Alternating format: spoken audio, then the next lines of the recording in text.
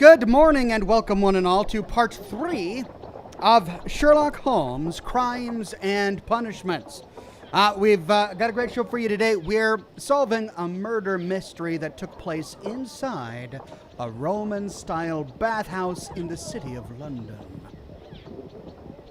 Spooky stuff, and we had a lot of fun with the last case. It was a brain teaser. There was a eureka moment that I experienced inside the Mind Palace when I finally pieced together all the clues and realized the conclusion. And we got it right. So far, I have yet to get a case wrong.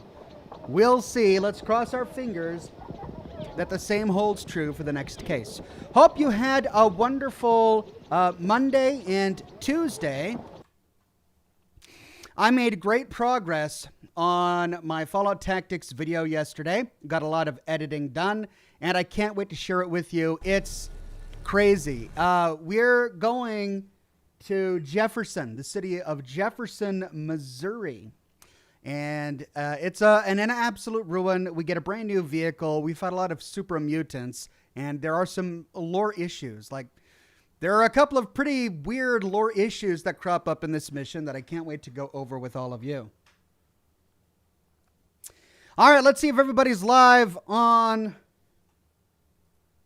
Facebook. Yeah. There we go. Joey, Matthew, Tony, Jocelyn, and Jonas. So good to see all of you today. And let's see if we're live on YouTube. And there we are. Let's pop the chat out, making it easier for me to see all of you guys. And, of course, it's wonderful to see all of the members, regulars, Patreon subscribers, and mods in the YouTube chat today. Rachel with a gold derby, Julian Z with a gold derby, John de Giamberadino, Courtney Zayas, Slutty Bartfast with a gold derby, Tony J, Fanta, Whatever Tube, Edward J, Barry LeCount, Stephen Ambrosio, Sesh the Cat, Spencer Slavin, Knight Paladin Eleanor, Von de Bergen with a gold derby, Jessica Sharp, Gertie D, Edward, Jan C, 200 Angel. So happy that you all came to the program today.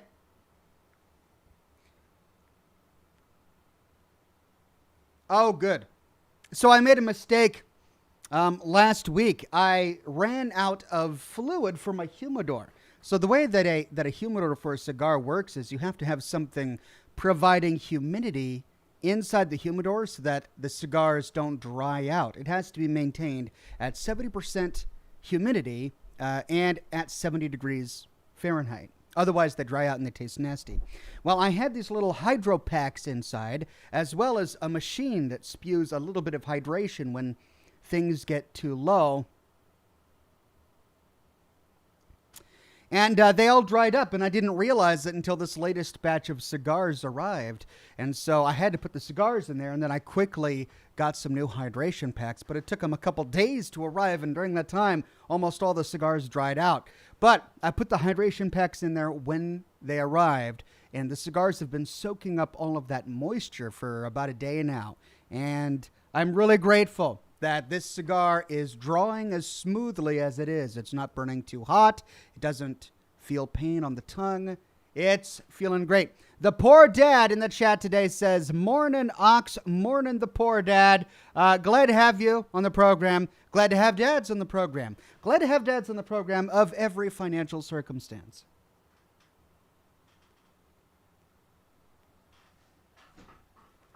Shadow Wolf says, "I've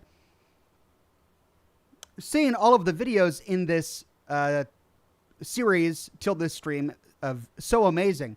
Yeah, I'm enjoying Sherlock Holmes Crimes and Punishment much better than the Sunken City, another game by Frogwares, which I live streamed on this program. And don't get me wrong, I enjoyed the Sunken City, but you know, they tried to make an open world game, and this format didn't really translate well to the open world game that they tried to make. It was a bit more clunky, in my opinion, and the puzzles were a bit less sophisticated. Now, I'm only 3 crimes into this game, so who knows? Maybe it's going to go downhill from here, but so far, I'm enjoying the puzzles a bit more in this game. Michael Mosky with a sticker waving hello. Hello, Michael Mosky. Thank you so much. And Chininator says, hey, Oxhorn, and the Oxets, hey, back at you, Chininator. Whatever Tube says, no work today, Ox. Let's get it on. Play on, sir. And I'm still convinced there's Enclave in space. Hey, what are we doing on Thursday? Play on, sir. I mean, you may be right. I have no idea. If they were to survive anywhere, it would be in space. Though, if a Creation Club creation is to be believed, there are some remnants of the Enclave still around on the East Coast, in the Capital Wasteland. But we'll see. Yeah, it would be interesting to explore a space station in the Fallout universe to see what those look like. As for Thursday, I don't know yet. I've been really busy with my tactics video, trying to get it done. And it's just been consuming all of my time. But I'm hoping to get it done early so that I can start on another project, which I'm not going to talk about just yet. But hopefully... what was I saying? I get texts and emails in the middle of a monologue, and I forget where I was.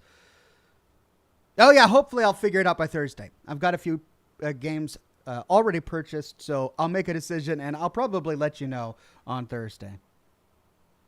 All right, let's get to Sherlock Holmes.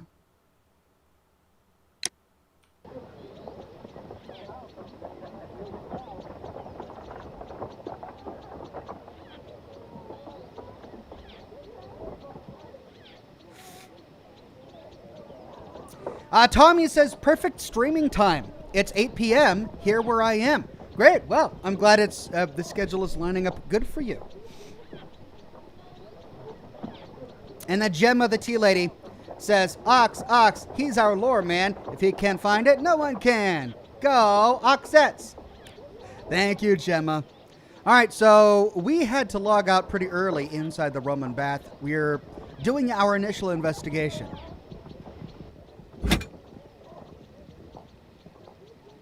And I think we already found this one. Champagne for a special occasion. Unopened, it was intended to be enjoyed after the steam session.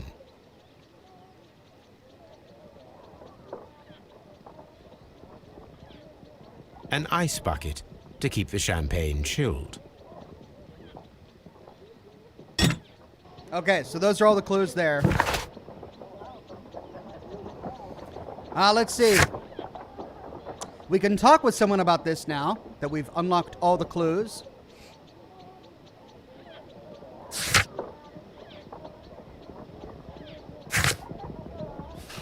And we've got a new character portrait. Phillips is from Manchester. He takes care of both himself and the establishment where he works, and he is seen as a good employee. He went out this morning to send a telegram, probably to his hometown. Shenanator says, is this new project Skyrim lore videos? No, it's not. I'll quell that rumor as soon as it pops up. It's not Skyrim.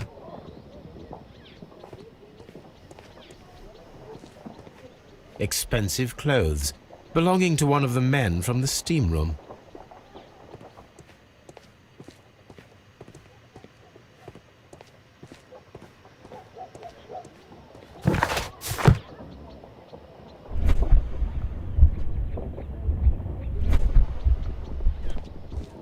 Clothes belonging to one of the suspects.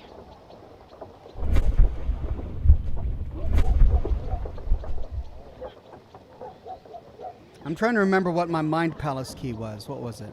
Oh, I'll figure it out. These clothes belong to one of the suspects from the steam room.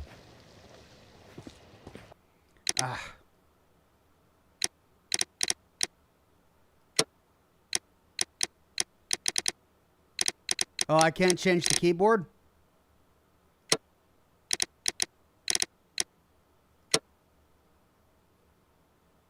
T. Or B.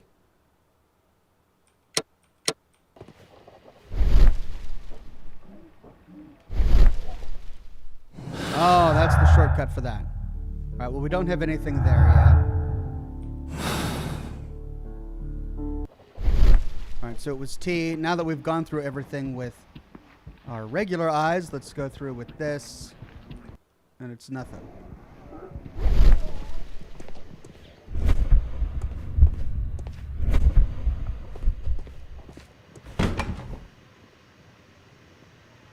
Let's talk about the champagne first. Maybe that'll open up dialogue before we talk with them.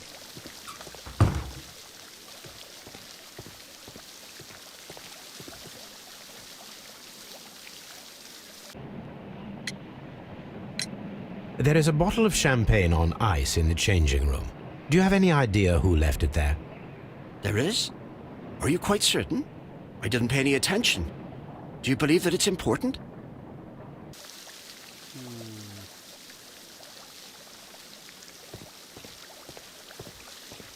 So he didn't notice it beforehand. Interesting. And the ice is still in the bottom of it.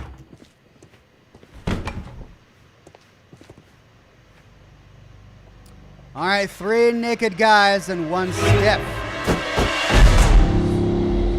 Whoa! Good Lord, Holmes. Ah, death with a peculiarly Roman piquancy. Like the one you almost had an hour ago. Let us forget about that.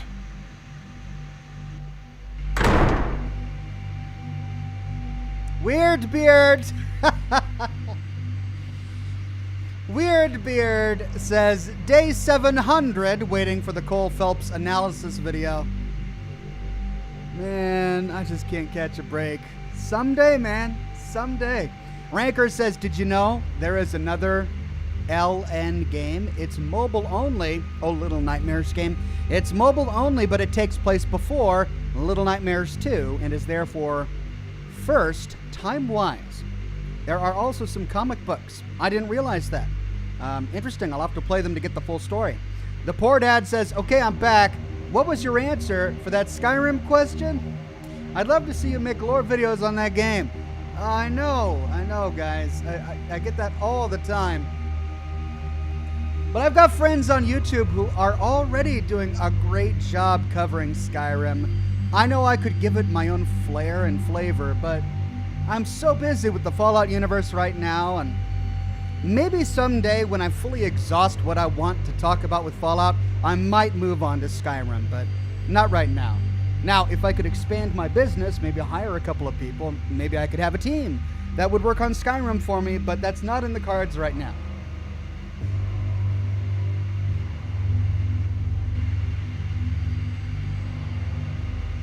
I should check this blood sample at Baker Street.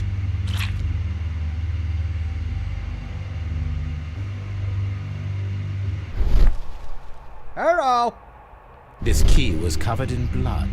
I should ask Phillips about it. There's a key in the blood, all right. Fanta says you can interact with the dog for an achievement, but it has to be during each case. Just a tip, maybe. Been loving Little Nightmares. Hope all is well. Thank you, Fanta. All is well.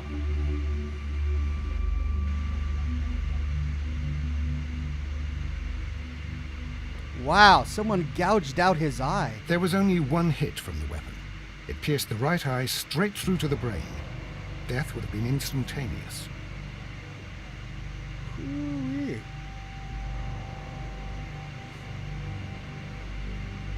Some dirt or earth. I'll take a sample.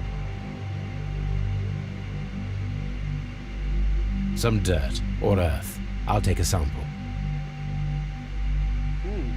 Well, death is very recent, between 30 minutes to 1 hour ago. How could he get that from the wrist? Because rigor mortis hasn't set in? Ooh, we've got a ring missing. Look, Watson. He was wearing a ring. He very likely removed it before the steam session. So can we find it in the clothes? The wound should not have bled so profusely. This pool is rather large. I think we have found all that we can here, taking into consideration the abysmal lighting. Constable, we have finished with the body. We don't have many leads here. What concerns me is that we still have to find the murder weapon. Mr. Holmes? Please have the body removed without disturbing anything else in the room. All right, Mr. Holmes. I was wondering, Holmes, it's fairly reckless to carry out a murder inside a closed chamber. Why do you suppose they did it? There are a great many possibilities. The murderer was in a hurry. Or he is an artist. Or a ghost. Or he wanted to ensure that I'd be brought in on the case. Probably the latter. You are ridiculous. Do you know that? Watson does not approve of Sherlock Holmes's pride. All right, so that's the blood. There's where the steam is coming out. Can we recreate anything using our imagination just yet? No. Don't worry, chaps. I'll interview you in just a second. Hey, I can access this. The grid cannot be removed.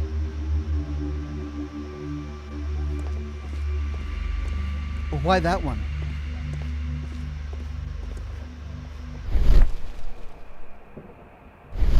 What about the others?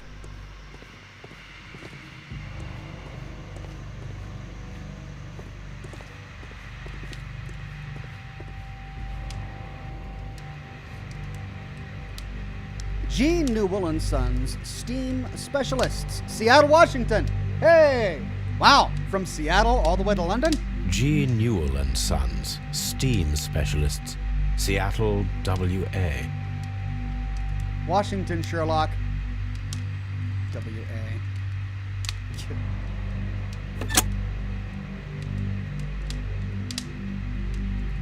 With the steam on, I'm unable to see even a few feet away. Ooh.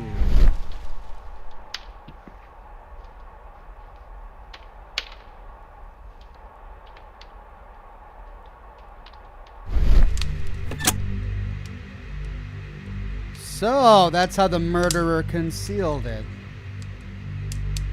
Turned the steam on.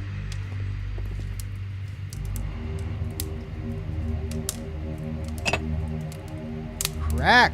One lens is cracked, probably due to the temperature of the brazier. Brazia.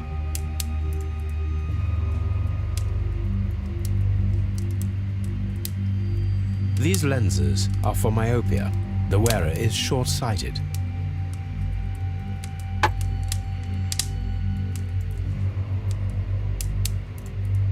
So if he was short-sighted, that means the lenses are really thick. For thick glass lenses to break due to a temperature change? I mean, it would have had to have been a drastic temperature change really quickly.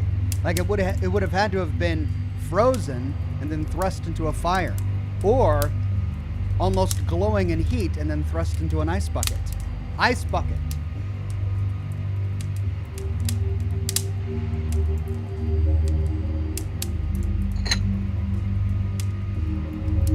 Thick glass.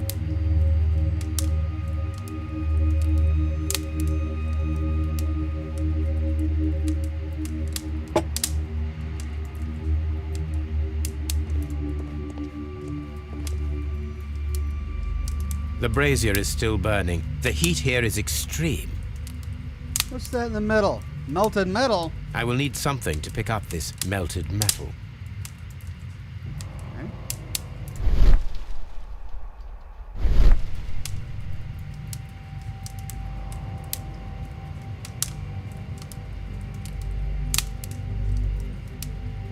The weapon is nowhere to be found.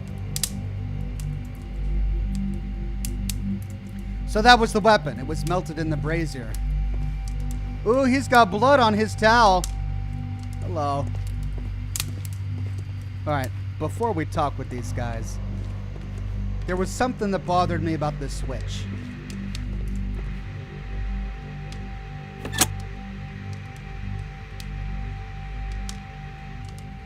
With the steam on, I'm unable to see even a few feet away.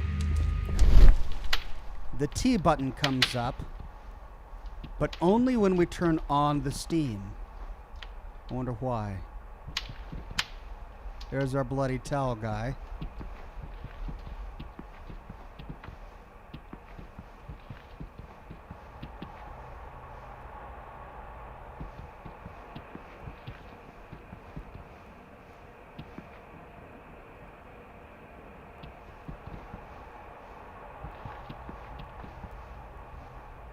It's the site of the murder.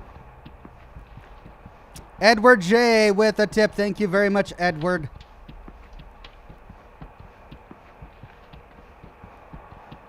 Right. Well.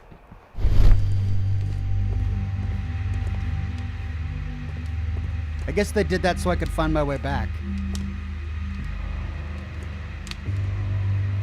Hello?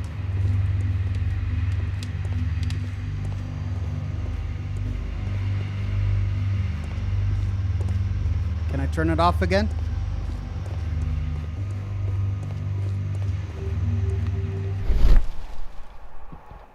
I see, so I can only activate it in that mode. Toxic Sean says, good morning, Ox. You're looking well, my friend. Thank you. Feeling well. Glad to have you here. All right. Which guy do we talk to first? Let's talk to Bloody Robe Guy.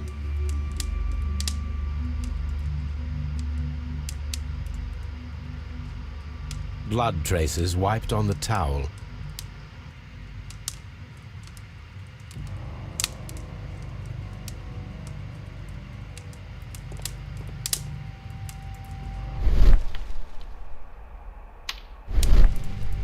It's horrible. So Rodney, he's dead. Can't we speak about it somewhere else? What? You can't interview him? I'm in shock. I don't want to talk. Oh. Well, that's a good reason. It's horrible. I can't talk at the moment. So we can't talk with these guys.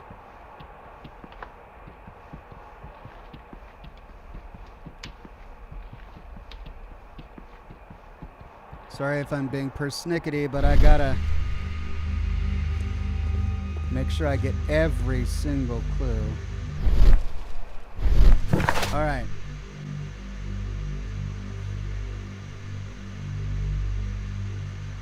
So we can do an analysis back on the lab of the dirt beneath his nails. We can also analyze the blood on the floor. We can talk with someone about the key. Let's go do that.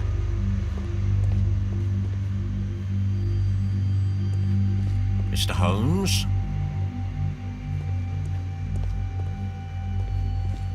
What should we do next, Holmes? I mean, we need to find a handle to get access to the molten metal. Maybe the key will open that up for us. Also, let's see if we can find a ring. The man was missing a ring. These clothes belong to one of the suspects from the steam room. If we can find the ring, we can find his set of clothes. Clothes belonging to one of the suspects. Okay, what? 3 guys inside, 1 dead. 4 sets of clothes, but we only find 3 sets of clothes laid out. Expensive clothes belonging to one of the men from the steam room. 1's missing. The ring is missing. Where was the 3rd?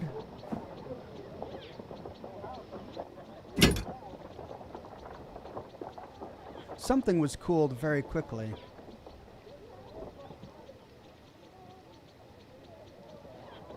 Champagne for a special occasion. An ice bucket to keep the champagne. Right, let's go ask about the key.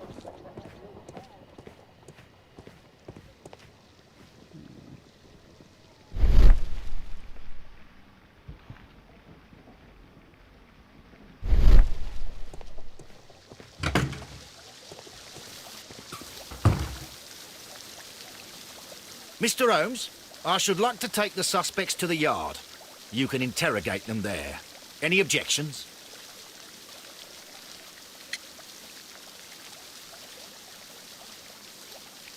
What? They're giving me a chance to find the blood sample on the towel. All right, I gotta go back. Please wait. I need to do something first. Let me ask about the key first.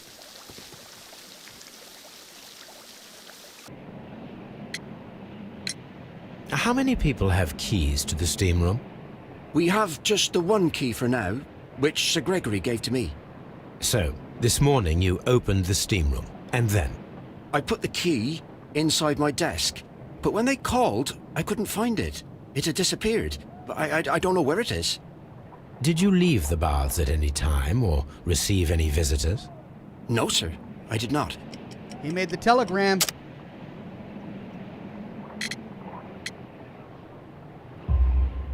You are not telling the truth, Mr. Phillips. You left your work this morning, and you went to the post office, where you dispatched a telegram at around 7:30. But how could you... No, The telegram was for someone in Manchester.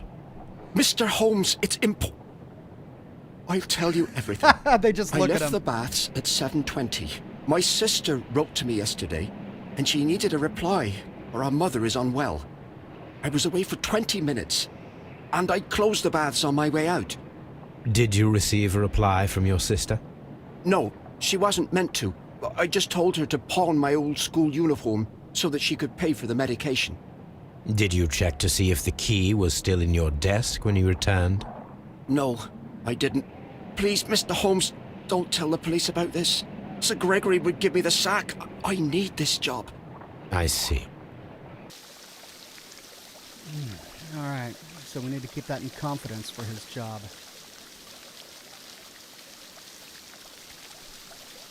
Now, how did the key get under the body? Somebody stole it from his desk, opened the door, murdered the guy, left the key? Why would you leave the key under the body? Drop the key. Hello.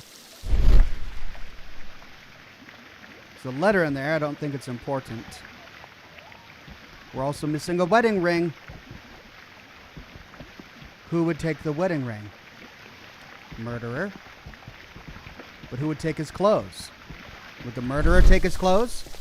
Where are his clothes? Right, I don't think there's anything else to do here, but we're going to go into the baths one more time.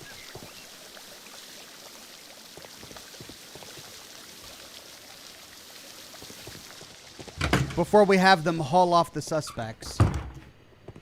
I can't believe we only find 3 articles of clothing here. 1, 2, 3. There are 3 guys inside. Where's the 4th suit of clothing?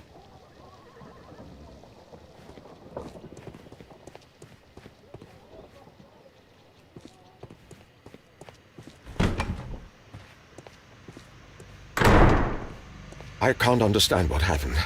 Am I allowed to leave? If you have to interrogate me, I'd like to be dressed properly first. I found him. I touched his shoulder, thinking that he was just asleep. That explains the blood on the towel. Chat's complaining about lag. I don't have any lag on my end. I've got a green light. A green light on my end, folks. It's not me. So that's what he's going to say. He's going to say that he found the body, and that's why there's blood on his towel. Is there anything else on these guys before we go? I want that melted metal. I need tongs or something to pick up the melted metal.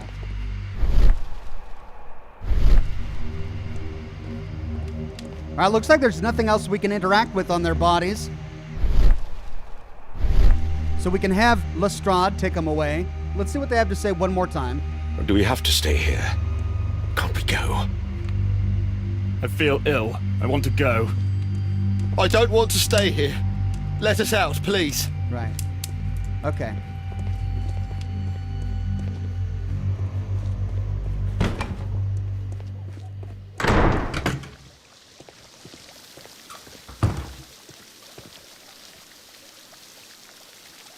Mr. Holmes, I should like to take the suspects to the yard. You can interrogate them there. Any objections? None, Lestrade. Examine belongings. Okay, so we could go to Scotland Yard now. We should probably go to Baker Street to examine the samples we have.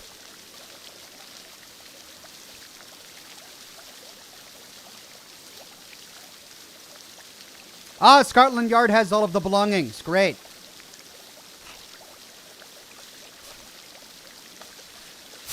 All right, well, we still need to get the weapon. And the weapon is probably melted in the middle of the brazier. There's the weapon. But we need something to pick it out.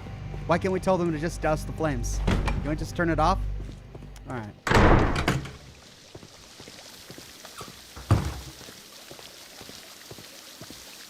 Exodus. Frigidarium. Hello.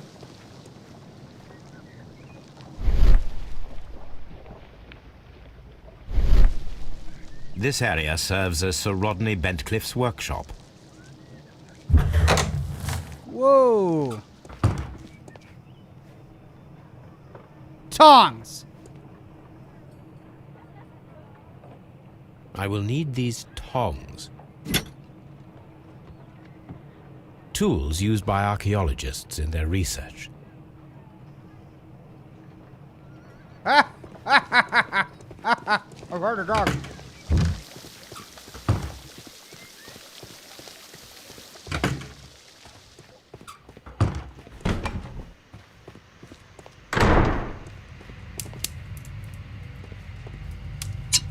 But what am I going to put it in?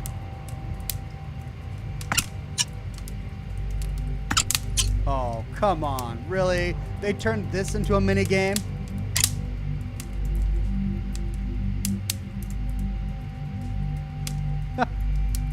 I should analyze this melted metal.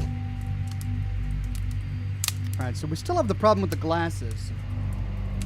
Toxic Sean says, hey Oxhorn, because you play different games every day, how often do you confuse other game stories and keyboard mouse controls? Keep up the vids. Keep the vids coming, thanks. I get the keyboard and mouse controls confused a lot. Like at the beginning of this stream, I forgot the button for my Mind Palace, which is T. But I don't confuse the stories. I do pretty good. One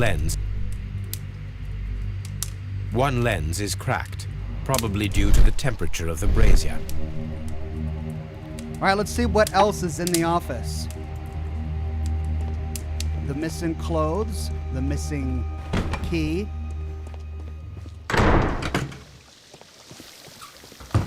We've got a lot to analyze back at our Baker Street.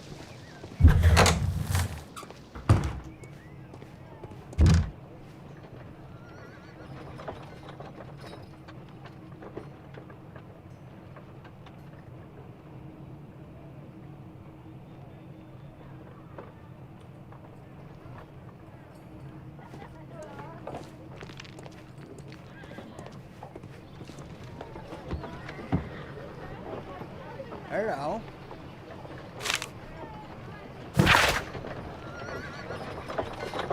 Bentcliffe's research. This metal plate, besides its archaeological interest, appears to be a part of something larger. At the present moment, I am unable to determine exactly what that might be.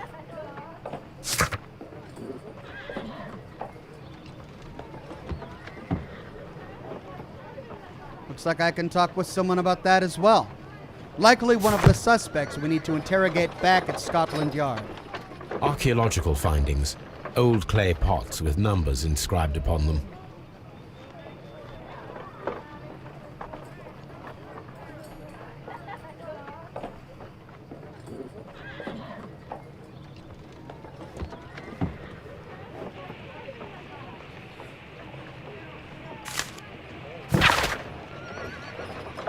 Dear friend, I wish to organize a press conference at the Strand Lane Baths next month.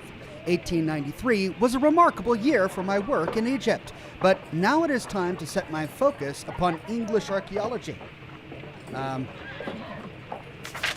To shine the light on our national treasures and reveal them to the public. I would like to see as many journalists as possible in attendance to record this event, and record it favorably if we treat them well enough. I should like to recall my old friendship with Lord Blackmore and use the special funds of the Royal Archaeological Institute for this event. Sir Rodney Bentcliffe.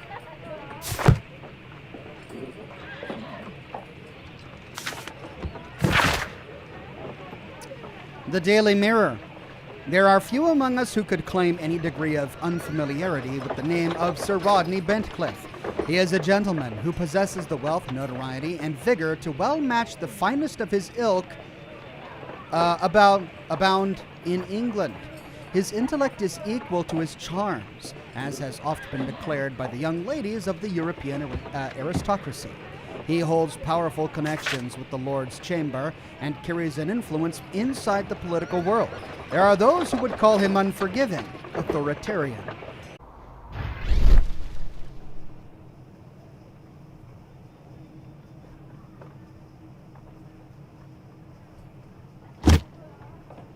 Photo negatives. Aswan, 1888. Glass plate negatives, a remarkable method for recording ancient civilizations.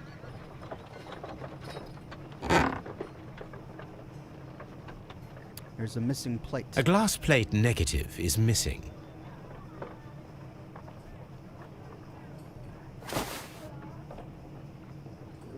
It is a glass plate negative of an Egyptian statue.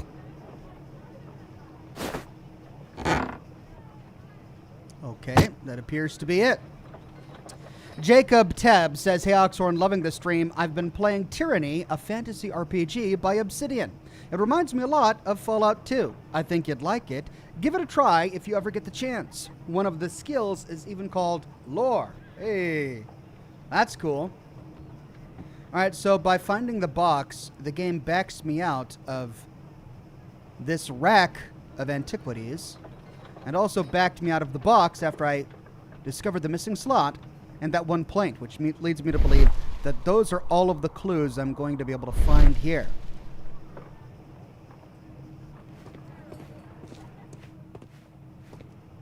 Oh, what was that? Something green flickered.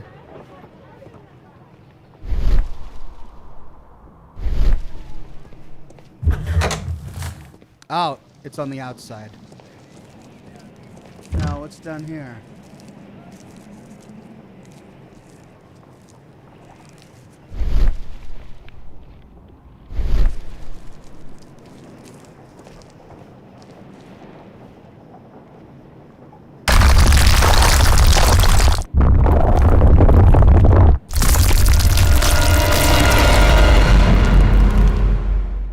My God, are you all right? I wonder how this could have happened. Yes, it is somewhat treacherous. Fortunately, I am unscathed.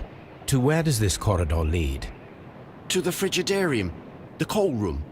Barely unscathed and by a very small margin. And treacherous is an understatement.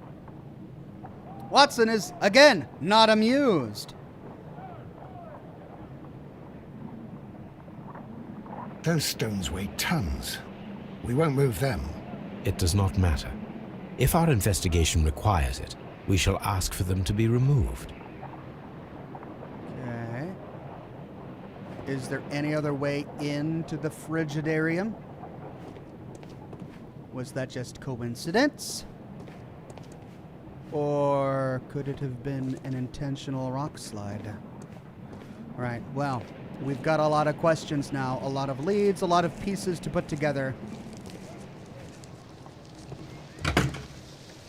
To do so, we go back to Baker Street. Lestrade is gone. Can we have him answer any more questions for us? All these events are bad for the baths. And my job. Looks like that's a no. Man, I can't believe we couldn't find the ring or his clothes. I hope that's not going to haunt me later. Where did they put all his stuff?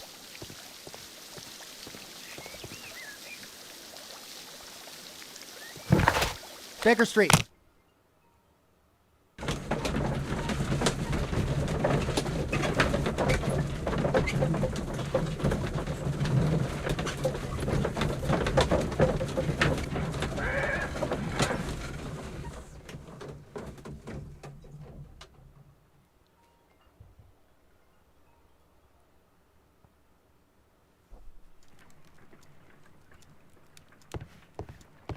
All right, pet the dog.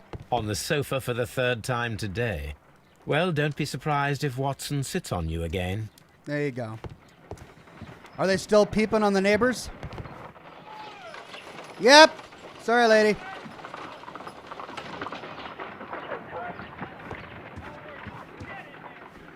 All right, let's start with the dirt.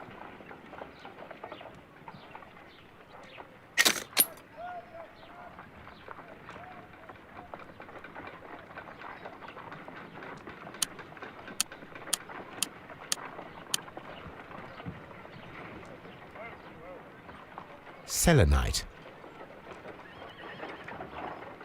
Pyrite, otherwise known as fool's gold. Nick Butler says, Ox, you missed my super chat. I'm so sorry, Nick. I was right in the middle of an investigation. No, Nick, I got your message about Magic the Gathering. It must be buffering because I did answer your question about Magic the Gathering. I haven't played it myself.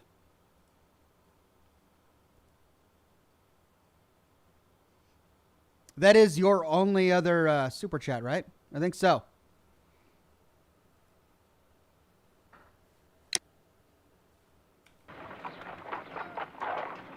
White clay particles. Interesting. According to the color and its composition, I deduce that this sample is white clay. Now, I need to find which area near London this sample belongs to. White London clay. The sample of dirt belongs to the White London clay region, located near the city of St. Albans. Okay. Well, that narrows it down. Let us analyze this blood sample.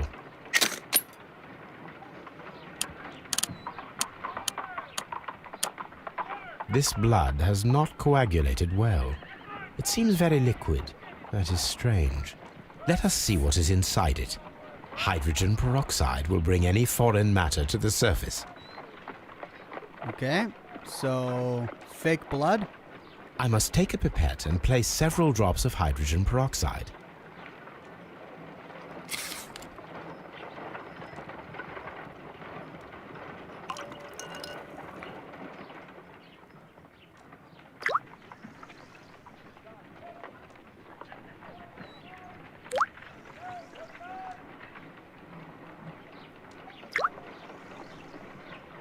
Water.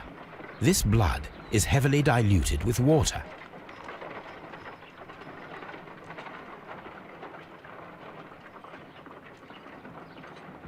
So, the murder weapon was an icicle. An icicle in the eye.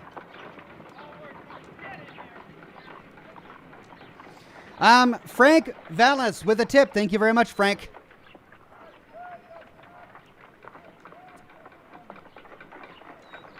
This is a piece of metal taken from a brazier. It appears to be silver, but I need to be sure. If it is silver, it will be possible to melt it, since silver's melting point is at around 900 degrees Celsius. Let us compare this sample with a silver penny by testing it with acid. If it changes color to match the result of a reaction with a silver coin, then it is silver. Okay, so we don't have to melt it. Acid. I must take a pipette and place several drops of acid upon the samples.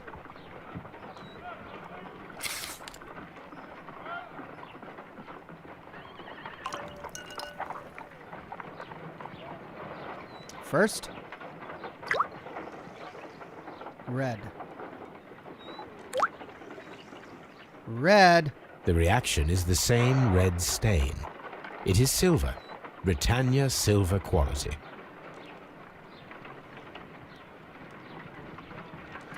So, the melted metal is explained by it being silver, which melts at a relatively low temperature inside the brazier. But what could it have been? It could have been a pot,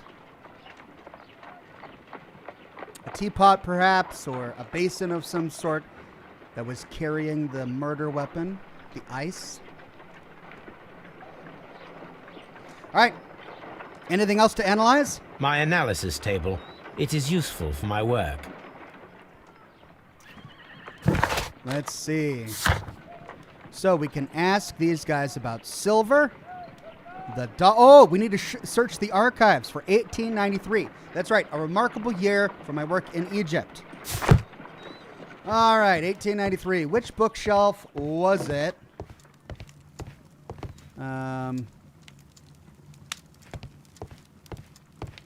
Newspapers, encyclopedias. Would it be newspapers or research? Newspapers. On 1893, East Africa Company bent Cliff's mummy. The great excavation in Assuan has taken over 3 years. Sir Rodney Bentcliffe directed the archaeological work. A mummy was found with an enucleated eye. It's a new word. And posed in an unusual position. The right hand was tensed as if reaching out for something or to someone. The mummy was buried upright. She has been named the Desperate Mummy due to her very peculiar characteristics. Nearby could be read in Latin, "By the eye he was punished, for he saw what he was not worthy." The mummy is believed to be Roman rather than Egyptian, as some symbols found in the tomb are in common with the Mithraic mysteries. Can't be a coincidence. Latin inscription on a mummy in Egypt. Roman baths. By the eye he was punished, and the Rodney's body was stabbed through the eye. Here it is. By the eye he was punished, for he saw that he was not worthy. Dreadful.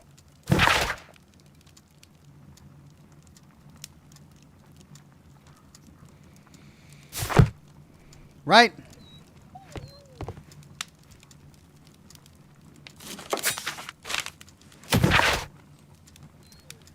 Power of the Empire. The power of the Empire is growing stronger day by day. As of yesterday, the Mexican consortium Carcal began serving the cause of the British Empire. Hey, so we get some closure. This arrangement is undeniably profitable for London and England overall, and is a great achievement for our exceptional diplomatic and political community. In other news, the train has mysteriously disappeared en route to Evesham railway station. All right, so that's the result we get by giving all the information to Mycroft.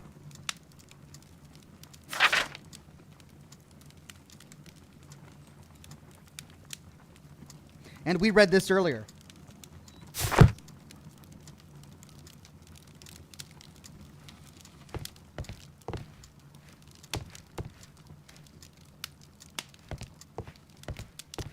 Okay, well, now we just need to ask some questions.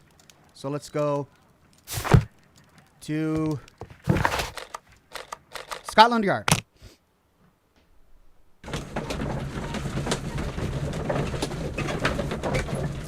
Frank Vallis says 2 things. One, you said my last name wrong. Valise? And what was the biggest cigar Love smoked? Probably an egg Maduro by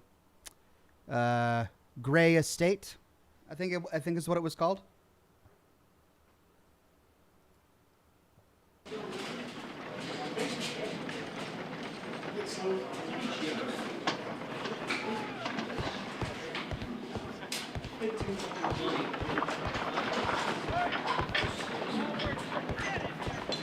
Good day to you, Mr. Holmes. Mr. Holmes?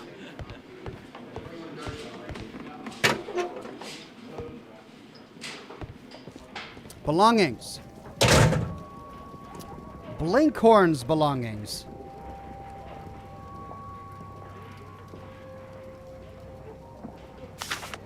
Letter from Pitkin. Sir Gregory Pitkin, manager to Mr. Blinkhorn. Dear Sir, the interests that I represent require the situation at the baths to be changed for the better. At the present time, the frigidarium excavations remain under your direction, and yet the works have not progressed.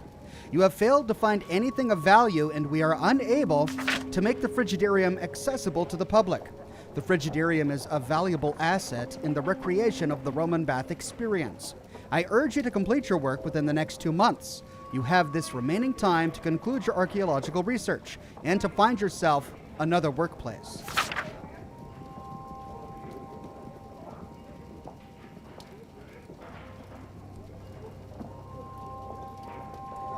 Okay, motive for Mr. Blinkhorn.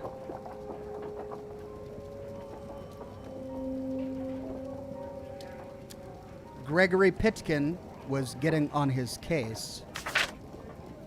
He was in charge of the excavation of the frigidarium. An ordinary pencil.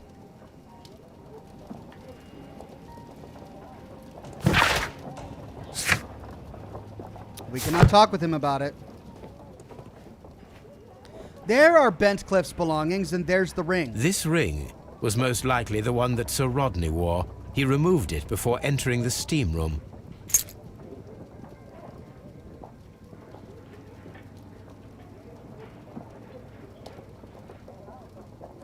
An Egyptian symbol.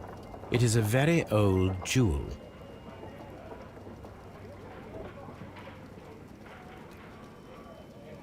A two-way arrow.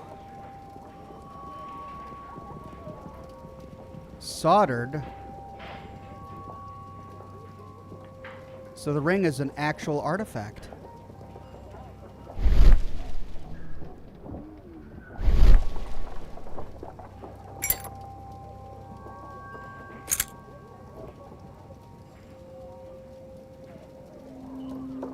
An old and rather dirty coin.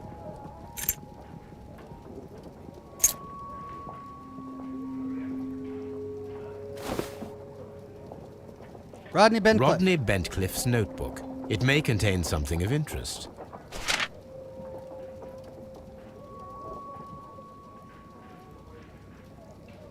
Captain Ken says you missed the Stickmen code above the desk.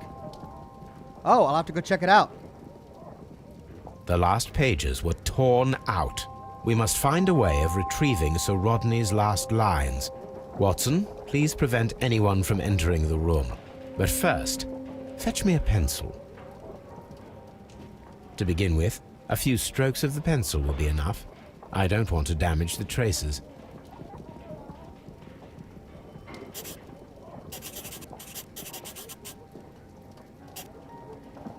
Oh, God.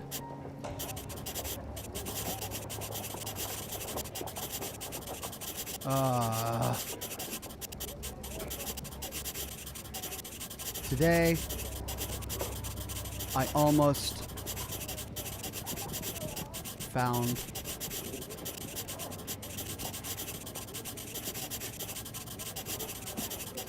it. This date will go down in history. And then to gently smudge the leftover pencil marks with a handkerchief. I'm sure that Watson won't mind if I use his.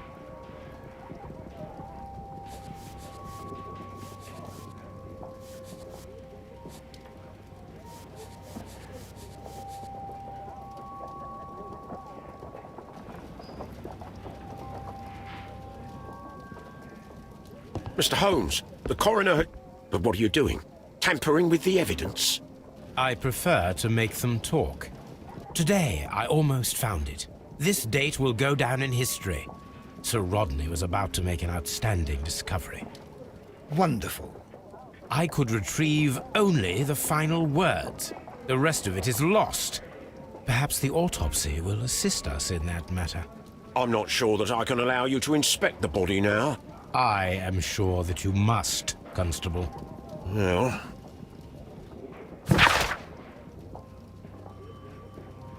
Report from the coroner. Subject Sir Rodney Bentcliffe, age 63. The right eyeball has been burst, pierced to the hilt by a curved bladed knife. Curved. Ah.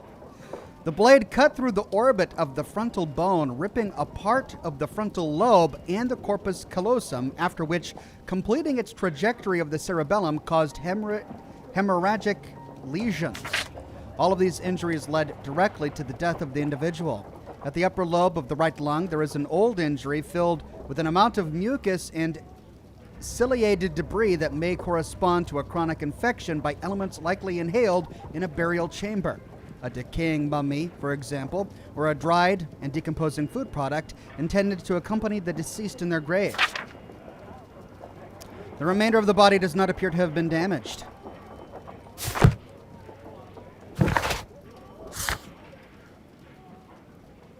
Sir Rodney's body is ready for examination.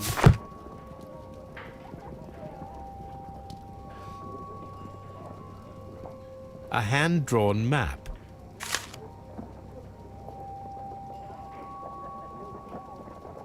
This ring was most likely the one that Sir Rodney wore. He removed it before entering the steam room. I'm surprised we can't take this with us. Like we can... An Egyptian symbol. It is a very old jewel. Like we can with all the other evidence. I see the join. This ring was repaired, and quite badly too, with silver. Why on earth would they wear such a ring? A very pertinent question. There we go. So we needed to find that last clue.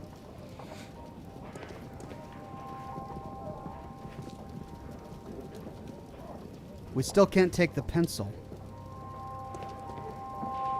An ordinary pencil.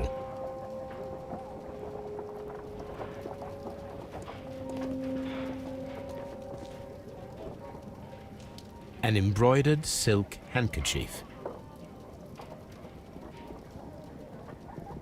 A fountain pen with solid gold trim.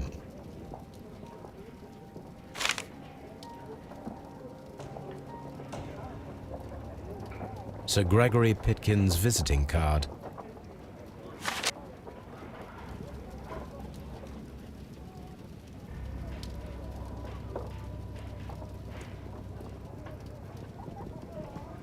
When Garrow found Sir Rodney dead, he wiped the blood upon himself.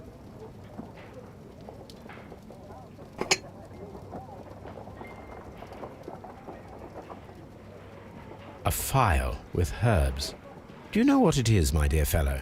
It's the St. John's wort flower, Holmes. It's commonly used as a drug against melancholia.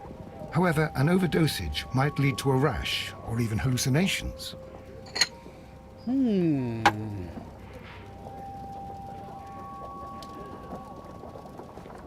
right. Markings above the desk. Did you mean back at the Frigidarium?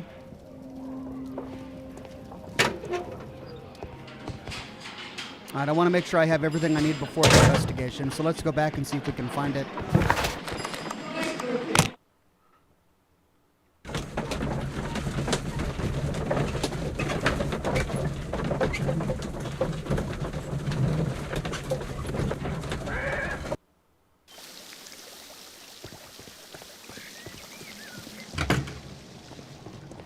This area serves as Sir Rodney Bentcliffe's workshop.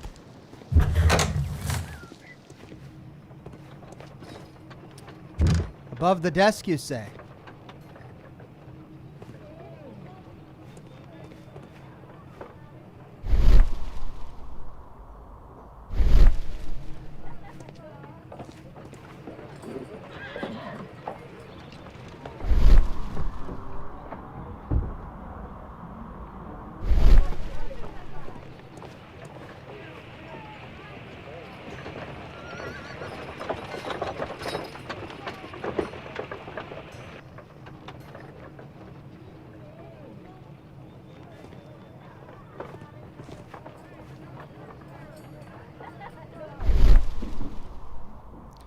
Right.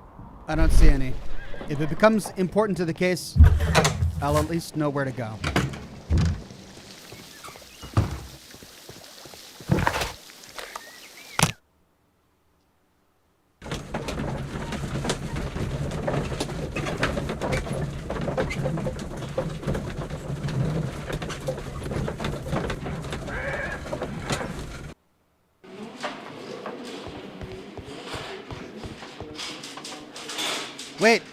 we can see the body. Who do we talk to go see the body?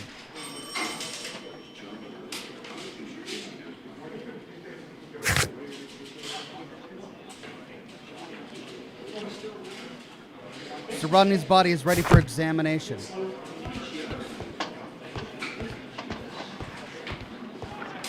Mr. Holmes? Mr. Holmes?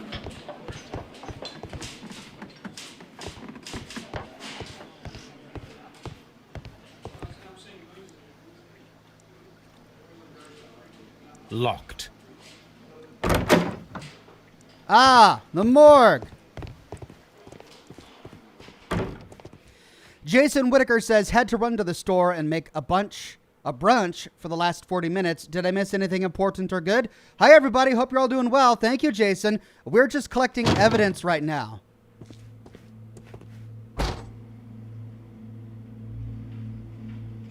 According to the coroner, there were no cardiac problems nor lung congestion, but there were traces of fungus, possibly contracted from the Egyptian tombs. The coroner observed no stomach nor liver disease, if we're to accept that Sir Rodney was an occasional drinker and 63 years of age. An unusual wound, inflicted by a curved knife, which resulted in instant death, as the coroner's report says.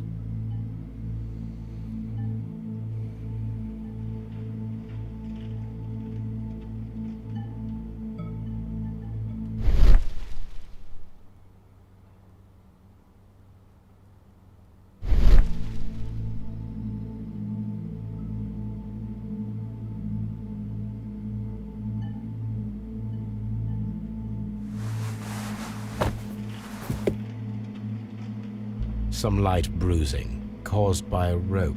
Oh, The bruising is in lines.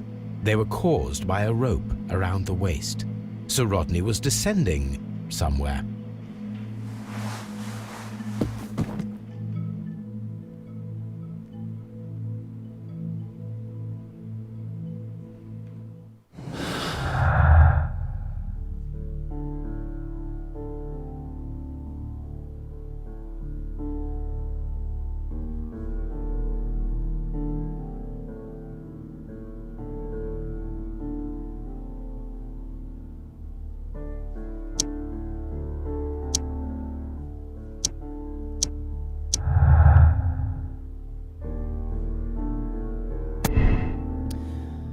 two options. The presence of water is due to the humid atmosphere caused by the steam, or it's an unexplained clue. The presence of water in this blood is an unexplained clue. It must somehow be linked to the murder process. Well, that was my initial thought. Until the autopsy came back saying that the murder implement was a curved knife. I suppose the ice could have been a curved knife, but that would have been too hard to make.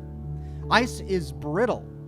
You can't make a curved, sharp knife out of ice and then use it effectively to pierce someone's eye without it breaking. It could be used to stab someone like a dagger, but not like a curved knife.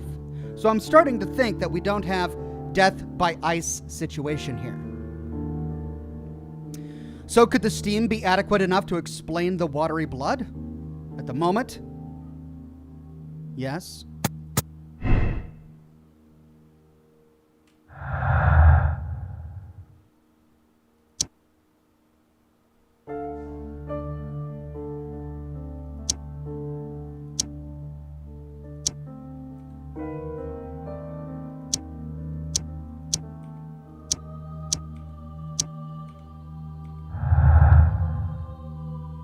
All right, so we're just going to go with that for now. There may be more to it, but we'll learn more later. All right, we've done everything we can. Now we need to interview our suspects here.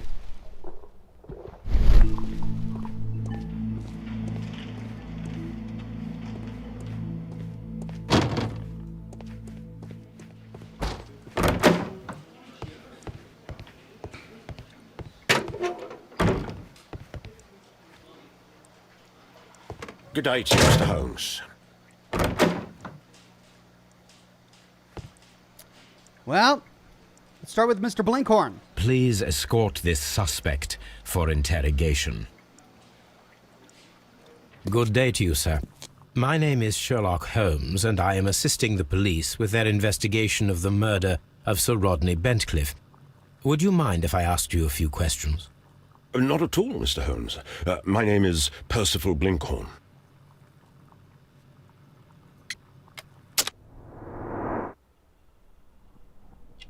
Edge spot.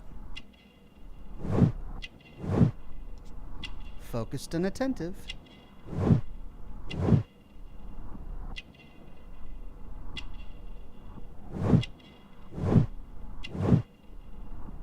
Not wealthy. Rusty braces, shabby worker, not wealthy.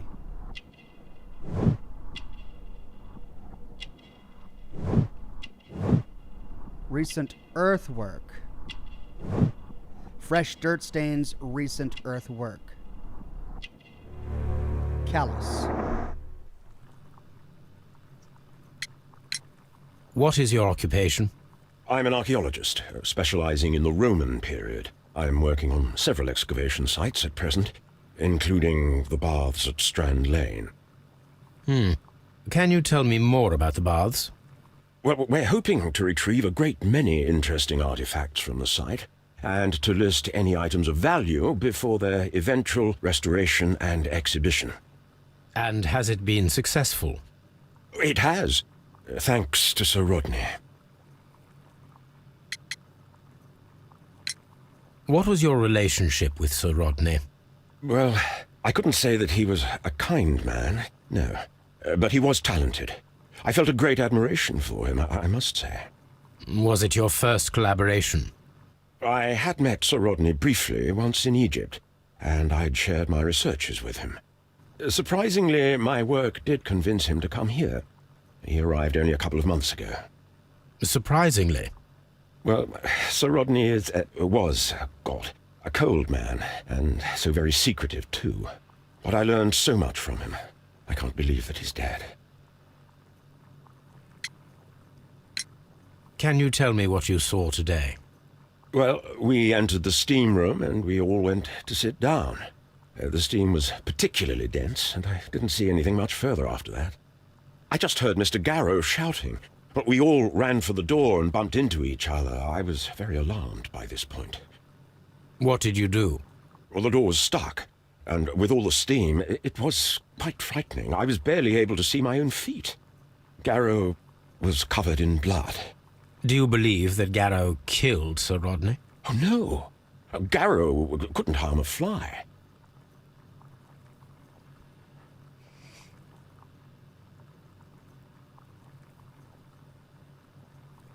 So we've seen with our own eyes that the steam can get so thick in there that you can't see a foot in front of your face. So that part of his story holds up.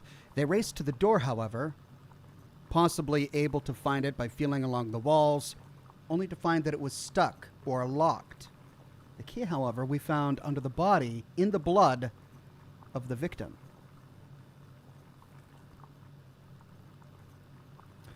Which means the murderer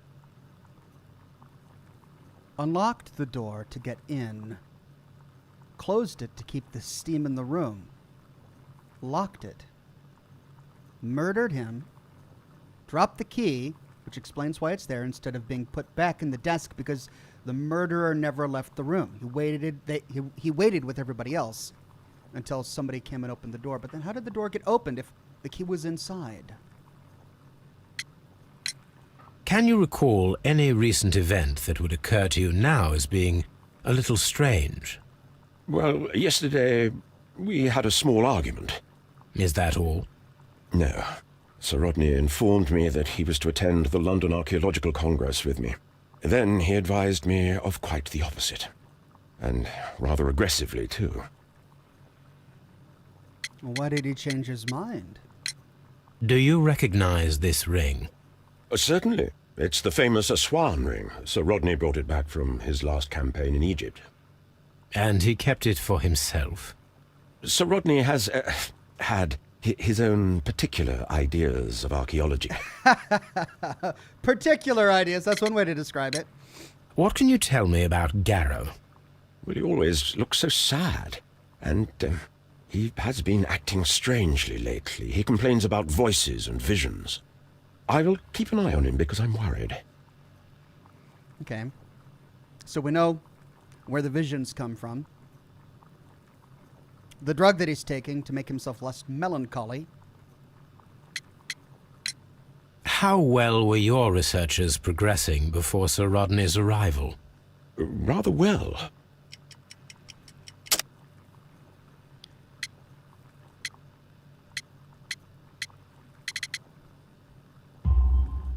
This letter reveals that Sir Gregory was prepared to put a stop to your work. Yes. But since Sir Rodney's arrival, he had calmed down. He allowed us to work. I'm not sure what they agreed on. What will happen now that Sir Rodney is dead? Well, I haven't thought about that. But if it's needed, I will fight to defend Sir Rodney's expectations. Rockland F says, can I just say the whole chat is guilty for being friendly and hilarious today? Wishing all of you and yours well, Ox. By the way, how is the cacti? The cacti's doing okay. So I managed to get rid of... So I posted a picture on Twitter over the weekend showing everybody that I was working on one of my cacti. I managed to get rid of the mealybug infestation, only to discover that beneath the mealybug fuzz, the cactus had grown yellow. That's from the mealybugs sucking the water out of the cactus. So I'm hoping that it can revive given enough sunlight and time. So we'll see. We discovered some melted silver in the brazier. Did you put it there? No. Silver, you say? No, I don't know how it got there.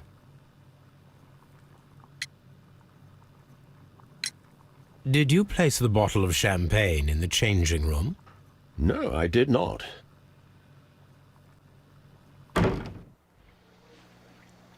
Right. Mr. Blinkhorn. Well, Mr. Pitkin. Please escort this suspect for interrogation. Good day to you, Sir Gregory. My name is Sherlock Holmes. I'm assisting the police with their investigation of the murder that took place this morning. Would you mind answering a few questions? Tell me, Mr. Holmes, will I need to stay here for very much longer?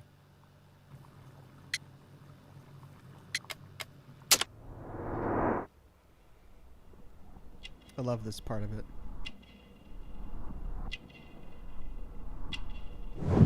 Gold chain, cashmere vest, man of wealth. Signet ring, aristocratic roots.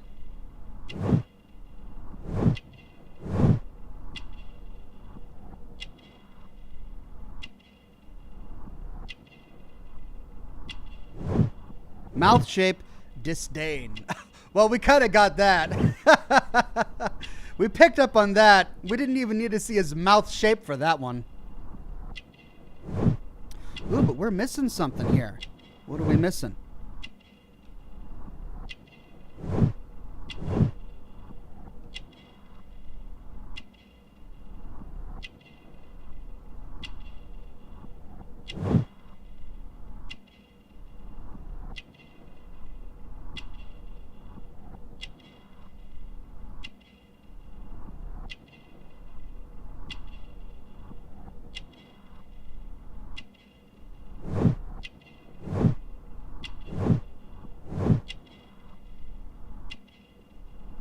What are we missing?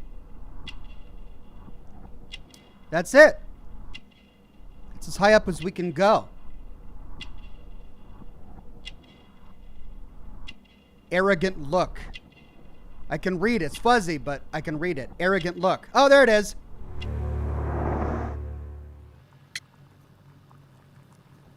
I'm guessing banker, financer, something like that. You are the manager of the baths, is that correct? Yes, I'm passionate about archaeology. Wow. I wanted to restore the ruins. My ambition is to open the baths to the public.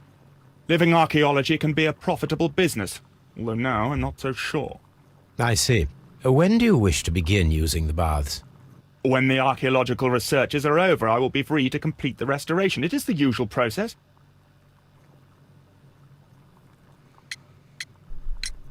What was your relationship with Sir Rodney Bentcliffe? We were not particularly close. He had an unpleasant temperament, suspicious, authoritarian, unkind. People possessed by genius may be forgiven for their nature, but not by me. Was he obstructive? Not at all. Everything he did led us to greater success. He helped us increase the potential of the building. So no motive from this guy. I mean, unless it's purely personal, but this guy seems to be a man of business. He wanted to make some coin out of restoring the bath.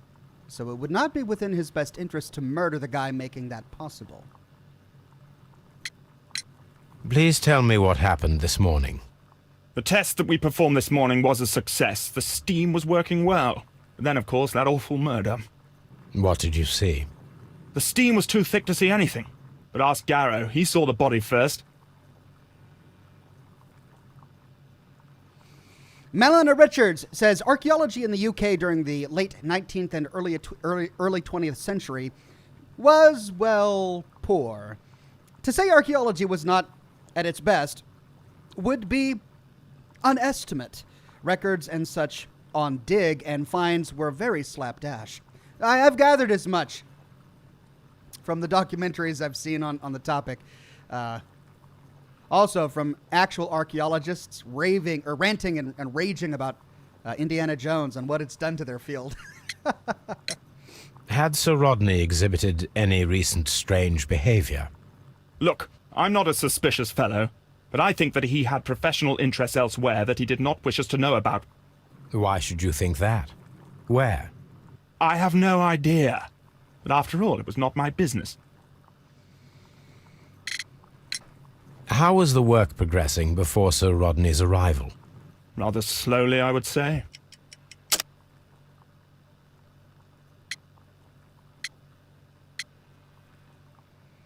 Ooh, does this mean we missed a clue?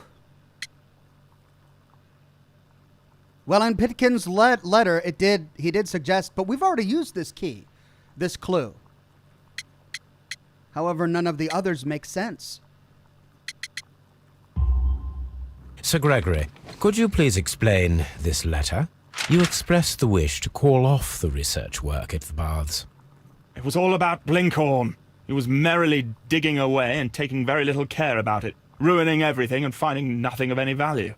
But the arrival of Sir Rodney changed your mind? Sir Rodney's work was extremely promising, and it was good for the bath's publicity. So yes, I changed my mind. Well, out of the horse's mouth. Well, so far, perhaps I'm thinking this might have been an accidental murder. Well, no, that wouldn't make any sense. I mean, if the murder was meant for someone else, and there was so much steam in the bath, it would have been easy to accidentally murder the wrong person. Maybe we won't find an actual motive in any of these guys. Anyway. Are you aware that Mr. Garrow is under a form of medication? Garrow? No, but I never liked that parasite. Do you believe him to be capable of murder? Well, he did have blood on him. Does that make him a murderer? Well, that's not answering our question. We knew that he had blood on him. We were talking about the character of the man that he apparently knew better than we did. Some melted silver was found inside the steam room brazier. Do you know where it came from? Silver? No.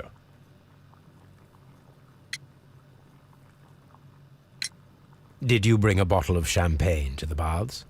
Absolutely not. Sir Rodney did, I think.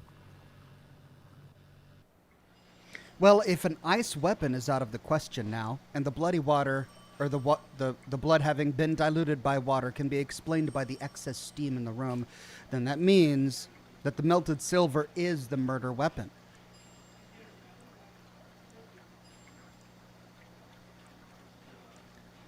And it still points to the conclusion that the murderer was in the room. Go inside, lock the door, murder the guy with the weapon, throw it on the brazier while no one can see. It melts. Drop the key. All right. Garrow! Please escort this suspect for interrogation. Ooh. A good day to you. My name is Sherlock Holmes. I'm assisting the police with their investigation of the murder of Sir Rodney Bentcliffe. Would you mind if I asked you a few questions? I am Tristram Garrow. Ooh, he's rocking back and forth. He looks nervous.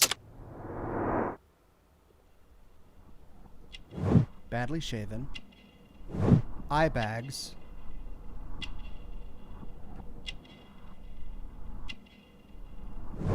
Perspiration. Oh, I wouldn't have been able to see that. Perspiration. Protective amulet. Hums a hand. Superstitious. Dirty clothes.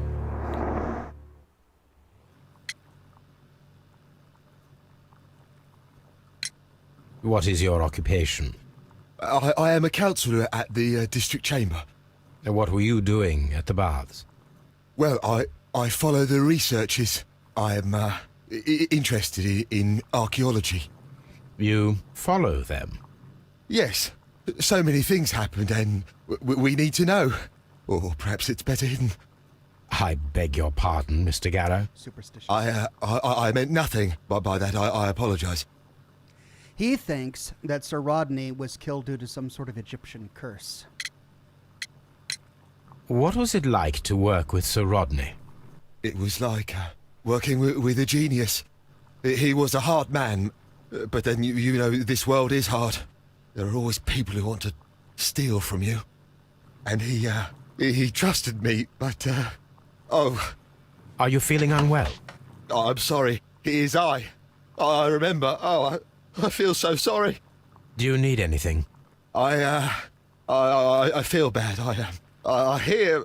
No, nothing. I'm better now. He hears. Is he in the middle of a hallucination? So he appreciated Sir Rodney trusting him. Again, no real motive for murder. Please try to recall what you saw today. The room was so hot. I had to remove my glasses. I was not feeling so very well in there. But you found the body. I saw the knife, you know, flying through the air. I saw the blood.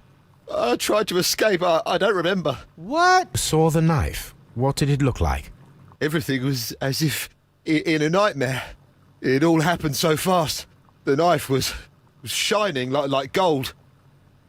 But it was silver, shining like gold. Flying through the air, it was a hooked, curved knife. That would have made it way more difficult to hit a guy in the eye in a room filled with steam by throwing the knife, and it's a curved blade. Talk about some excellent marksmanship there. But we know where the glasses came from now. They were his. His glasses, cracked. Extreme change in temperature.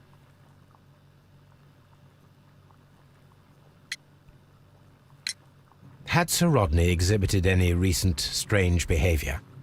Well, he had been rather secretive these past few days. Last Thursday, for example, I saw him leave.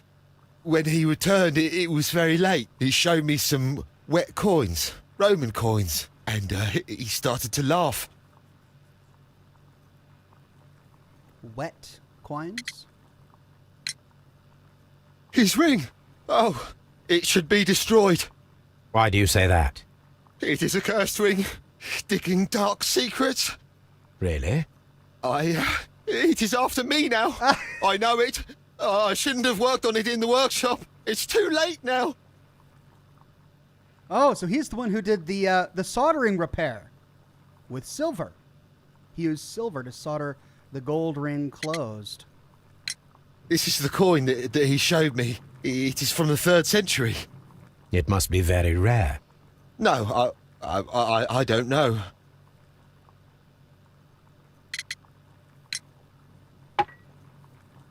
Thank you. Thank you. This will help me to calm down. Do be careful with the dosage. I will. I mean it. Oh, we don't talk with him about it? We just give him the drugs? Okay. We discovered some melted silver in the brazier. Did you put it there? It didn't help. The power is too strong.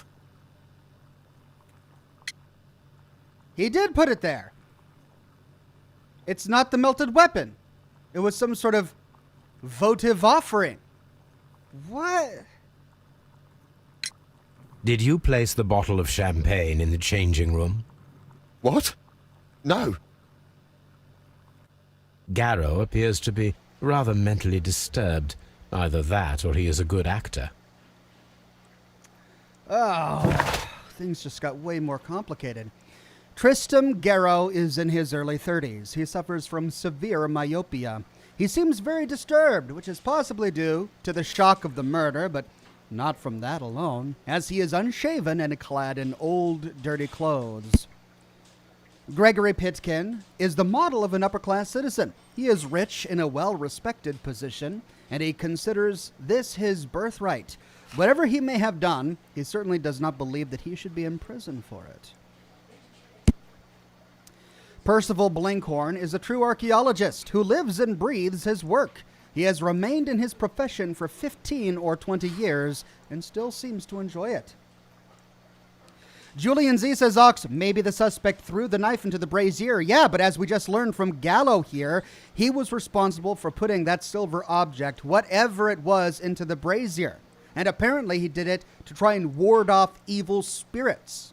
He thinks that the evil emanates from the ring Gregory took from a tomb in Egypt. And he feels that now the curse is targeting him because he repaired the ring with silver.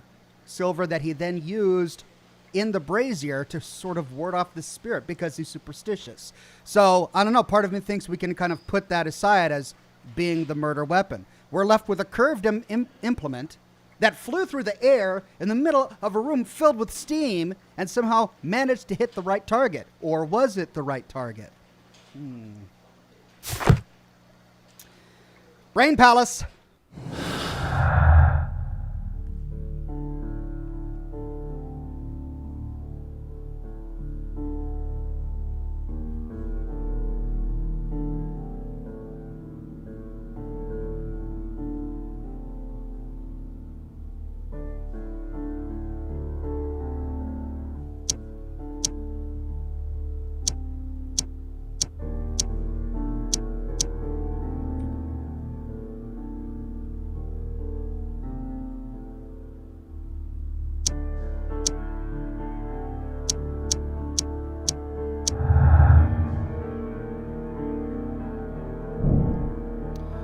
A mortal secret. Why would Sir Rodney be hiding anything? Could his discovery be the motive for the crime? He had a secret. He brought champagne. He gathered everyone who was pertinent to this particular expedition into the steam rooms to tell them something, to tell them a secret, and to celebrate.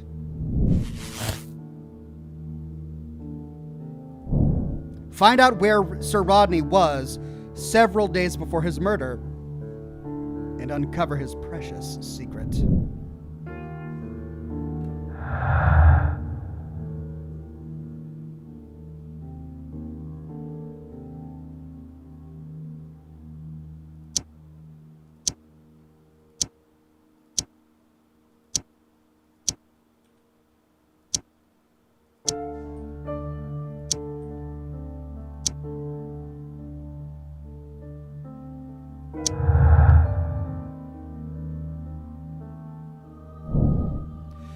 Possible silver weapon. An item of silver has been recently melted in the brazier. Possibly, but Gallo told us that it... No. No, but Gallo said...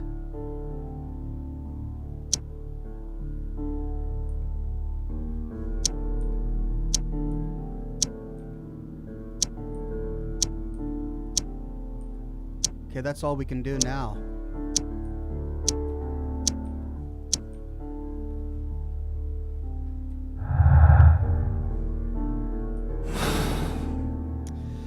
Right, we need to find out where he was. And to do that,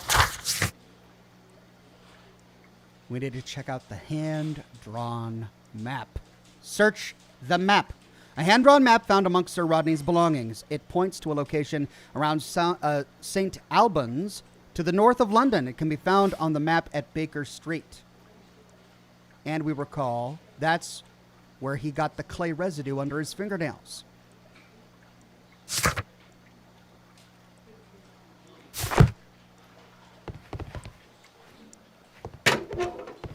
What did he discover? Nope, don't need to go in the morgue. Apocalypse Eternal says, back to some detective work I see. Sherlock Holmes.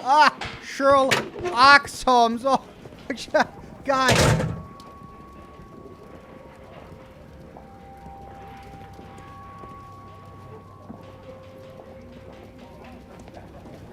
Sherlock Holmes.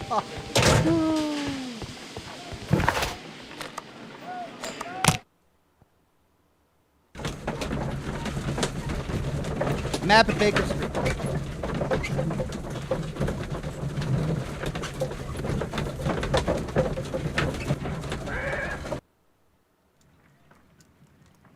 Where's the map?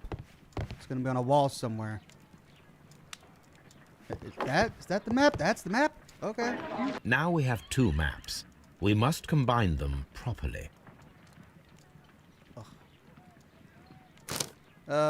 Great. Oh, crap. How big is this doggone map? It's not too big. All right, so that looks like a river. Let's start with the river.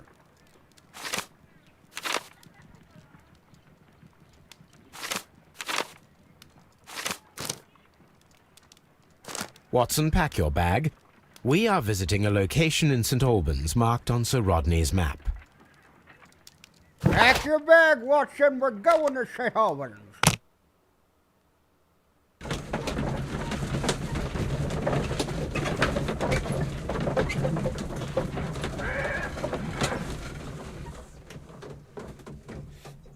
Tony J says, I guess it's better than Sherlock Horns.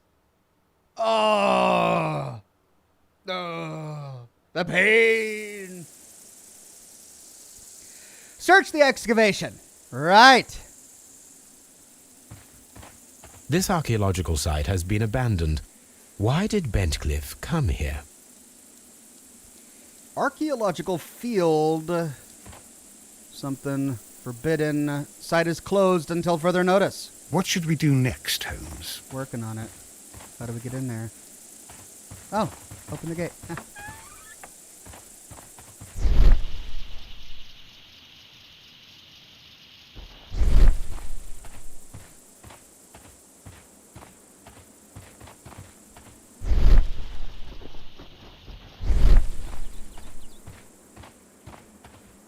Freestanding Roman ruins. What's this? Area 1 Triclinium. Oh, I'm gonna love this. Domum Hadriano. The home of... The door has been left open. Someone did not care or was in haste. Hadrian's house.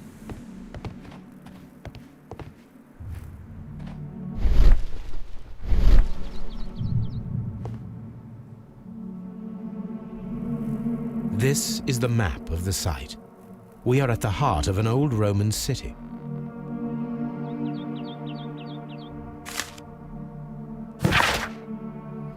The hidden temple of Mithras.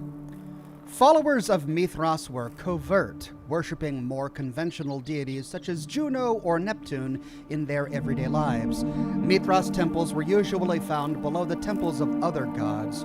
Mithras followers often referred to their traditional deities to gain passage to the Mithraeum. The example of the Mithraeum of Dio in France is interesting, as the entrance was located beneath a carved statue of Diana. This entrance was possibly revealed by a clever stone and rope mechanism, which may never have been discovered if the water infiltration had not destroyed the mechanism, opening the way down into the Mithraeum. Mithraic temples can be found in Rome, Ostia, Numidia, Dalmatia, Britain, and along the Rhine/Danube frontier, while being somewhat less common in Greece, Egypt, and Syria.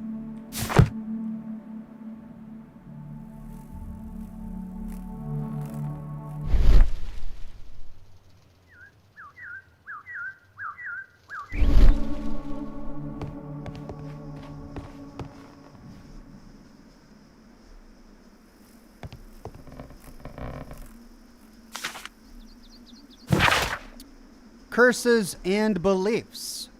And the empty coconuts that they use to imitate the sounds of horses' hooves. What? Is that a Monty Python reference? Another strange ritual for the old gods to keep the evil spirits away.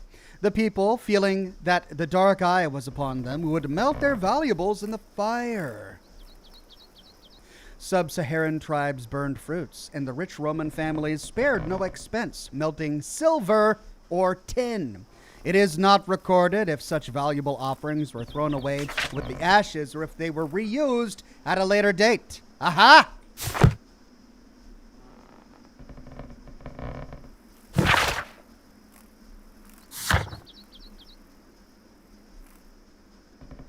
That did not unlock additional dialogue with Garrow.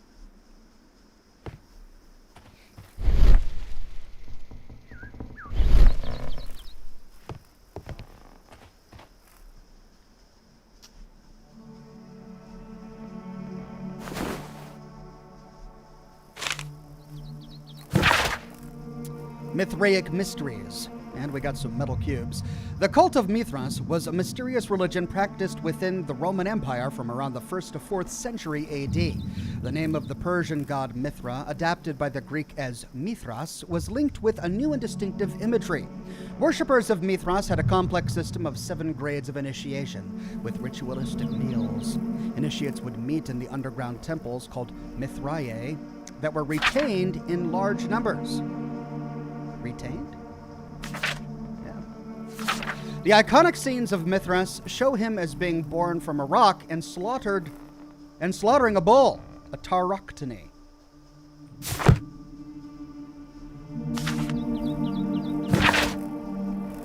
Tauroctony knife. The knife used by Mithras for the tauroctony, the sacrifice of the bull, is originally a curved sacrificial blade of Persian origin. Its curve can be from 5 to 15 degrees. The name is derived from the Persian shamshir, which means sword. This radically curved sword family includes the shamshir, scimitar, talwar, kilij, pulwar, and Mongol saber. A myth of the golden knife is the key to the Mithraic mysteries that some describe as an equivalent to the Holy Grail. The golden knife carries a curse that will spill the blood of the unworthy who would dare to touch it.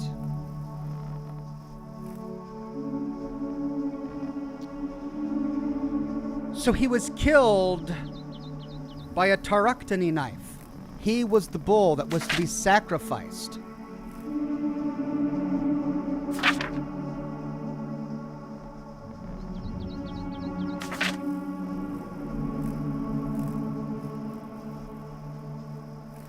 Mithras, this god they worshipped, slaughtered the bull.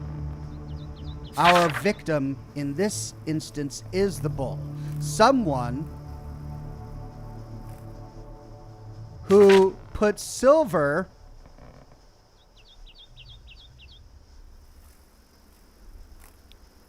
on a pyre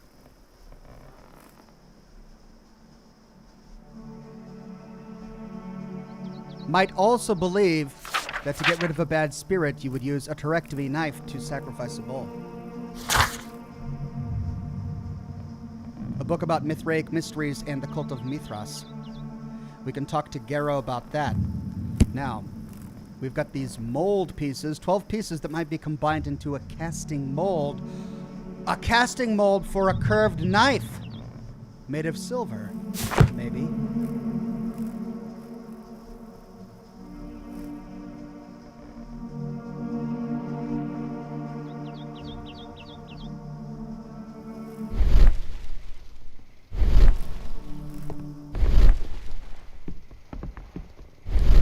picture is beginning to be painted here.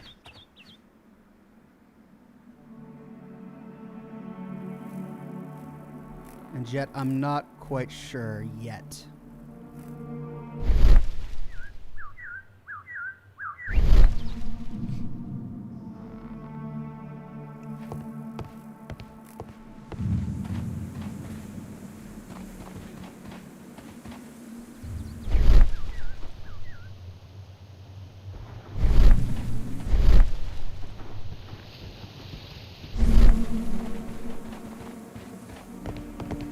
Two sites. Let's go down into this one first.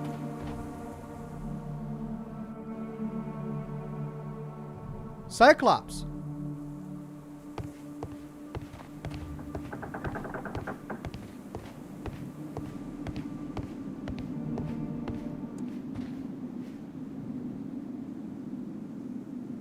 The Cyclops, a one-eyed creature helping Vulcan at the forge.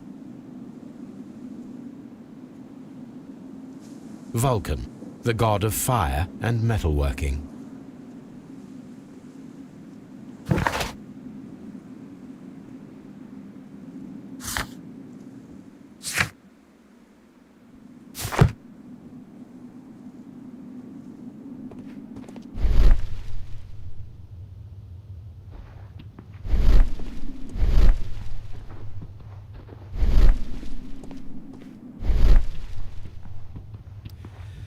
Well, if this was a place dedicated to forging things, that might explain why we find these molds here.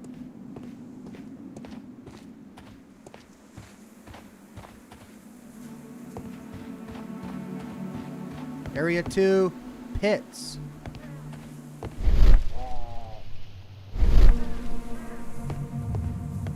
I don't need the ropes for now. Ah!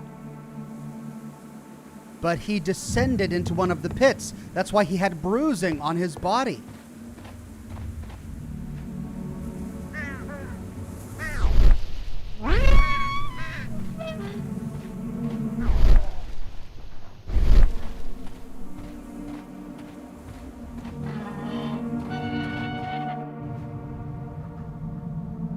Oh, what do we got here? Archaeological tools. Excavating tools, a bucket, shovel, and brush.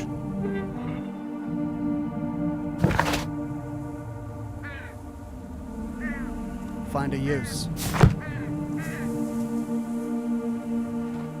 I don't need the ropes for now. Oh, come on, I can't go down into the hole.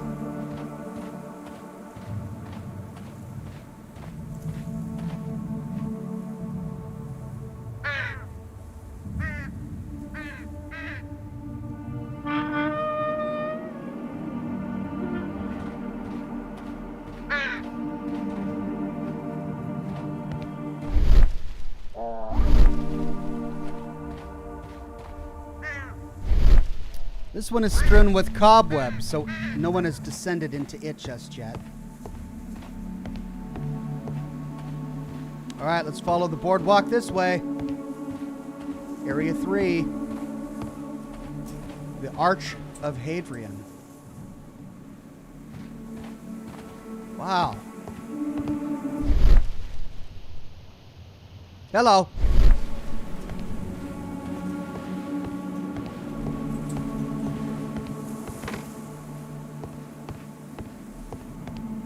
Okay, so there's a lot that we need to get through here. Let's see.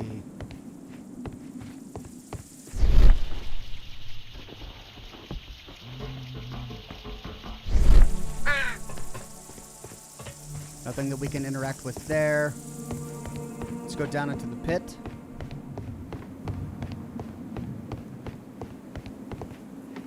Tablinium.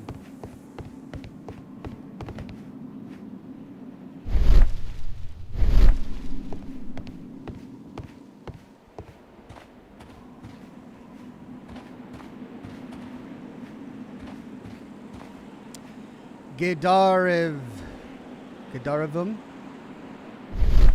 This wall was covered with mud recently.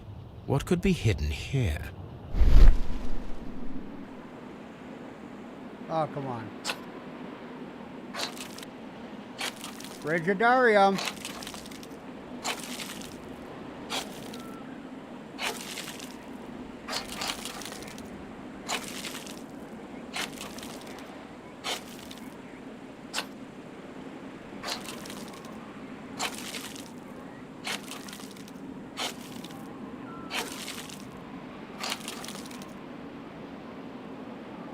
I can see now.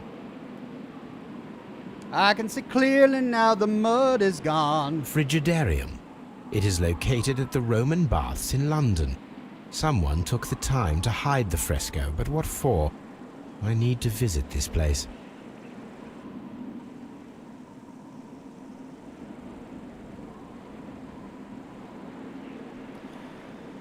All right, Frigidarium. It's going to be the cold baths, I guess. Can we go over there? No.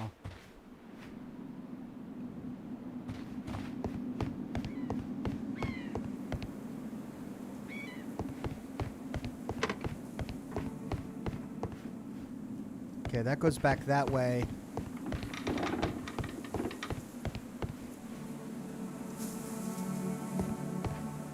Minerva.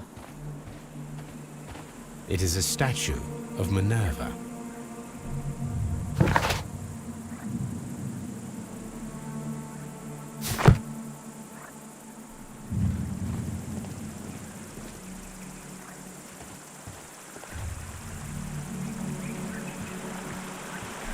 Neptune, the god of the sea. All right, that opens up a lot.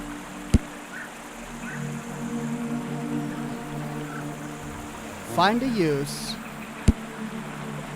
Find a use. Find a use. Each of them have an outstretched hand. It is a broken statue of a bull.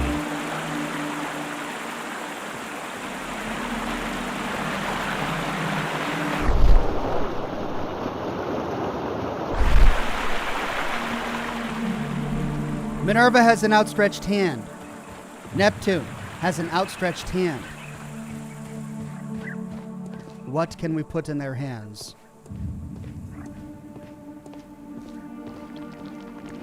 Construction hooks. Construction hooks.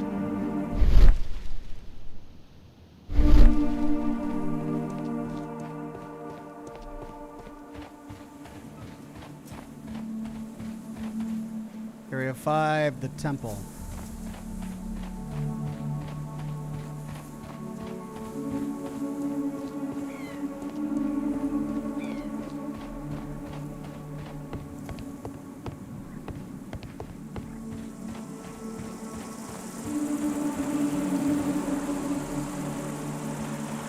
Wow, they really gave us a huge location to explore.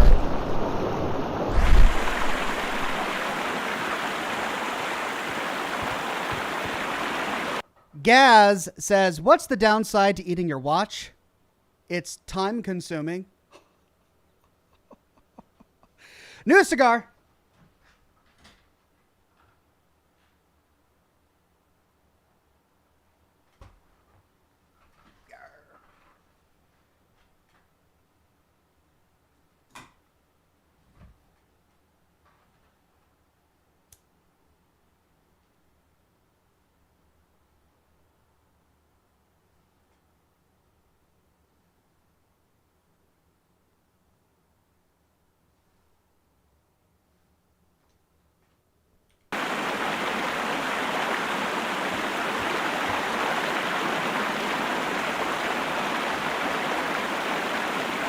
This is the map of the site.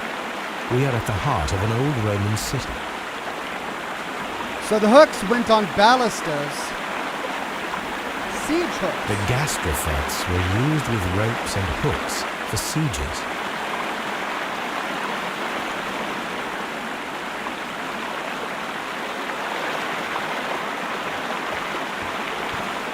Well, we have found ropes. We have found hooks. Now we need to find a gas percent, whatever that is. Artras Domum. Artist's house.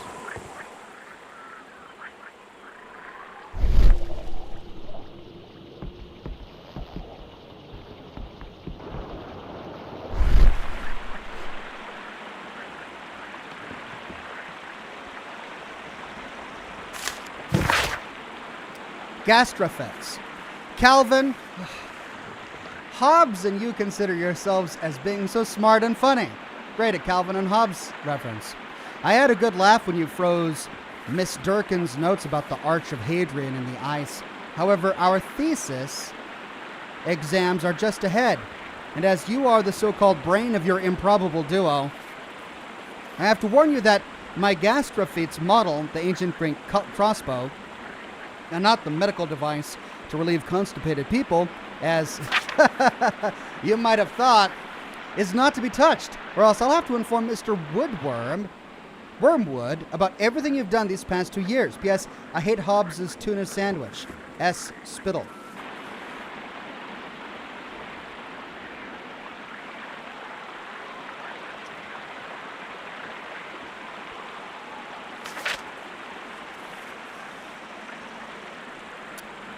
All right, that's got to be a clue.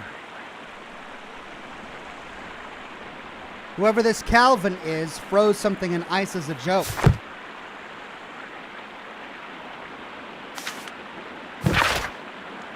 Fanta 1996 says, Ox, maybe you could use the hooks to get to the temple?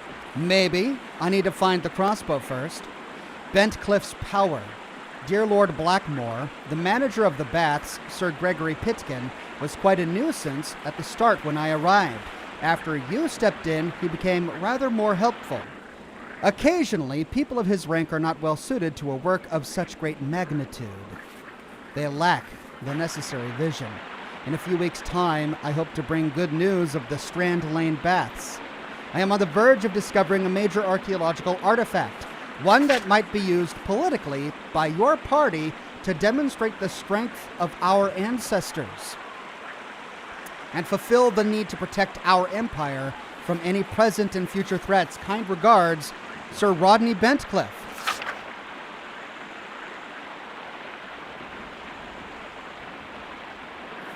So Blackmore stepped in.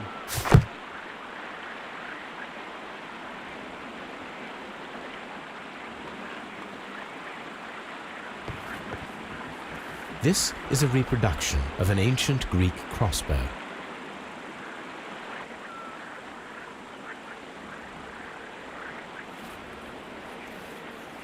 Okay, well, how do I put it together so I can use This it? is a reproduction of an ancient Greek crossbow. Schematic. The gastrofets were used with ropes and hooks for sieges. Okay, so do we put it together? We've got ropes, hooks, and crossbows here.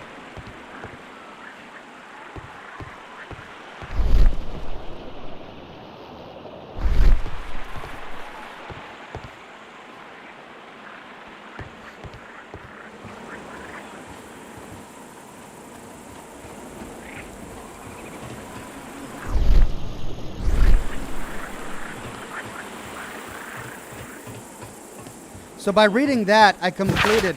Oh. This railway is used to remove rubble from the site.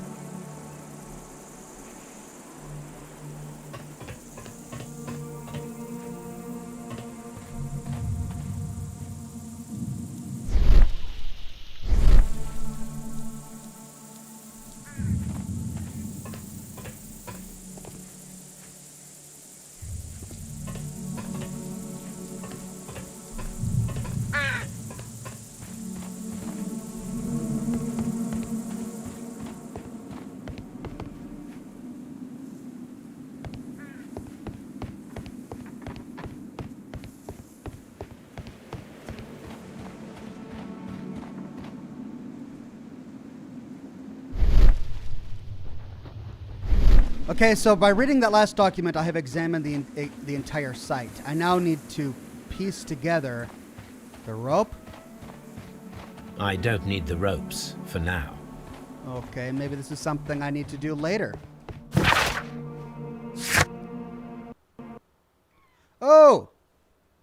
Crash to desktop. Great. Well, that's wonderful. Hold on. It's cloud syncing.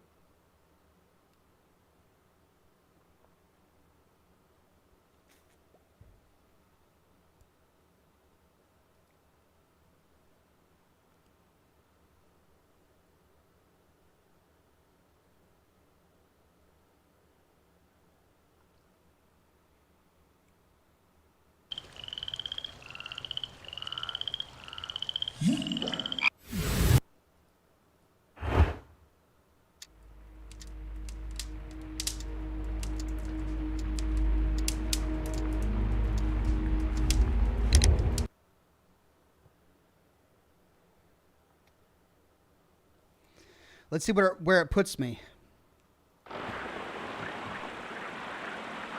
The gastrofets were used with ropes and hooks for sieges. Okay. So I've got the crossbow, I've got the rope, I've got the hook.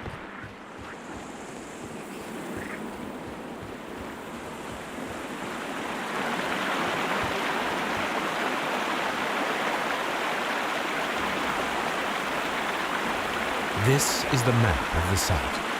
We are at the heart of an old Roman city.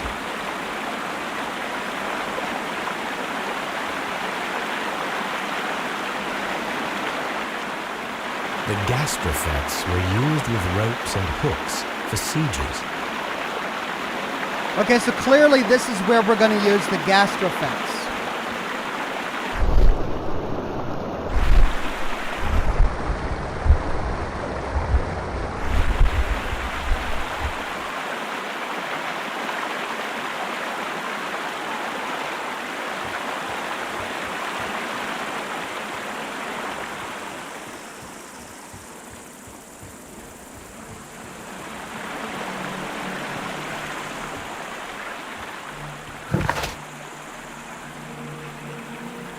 Sir Rodney Bentcliffe has left leads that point towards the Frigidarium at the Roman Baths.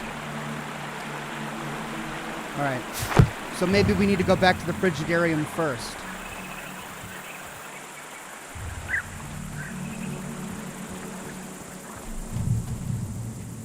Before we can reconstruct the crossbows.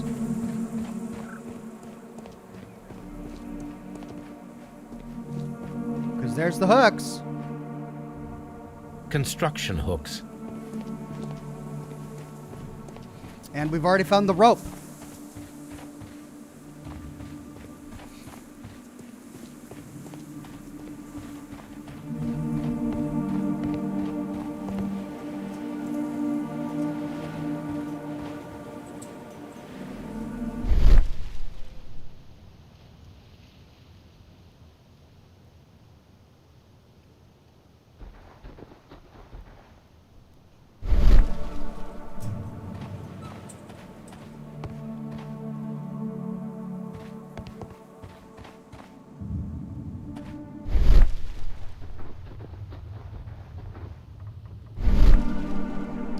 Ooh, that guy's got a bullet hole in his head. Yikes. Okay, let's go to the Frigidarium.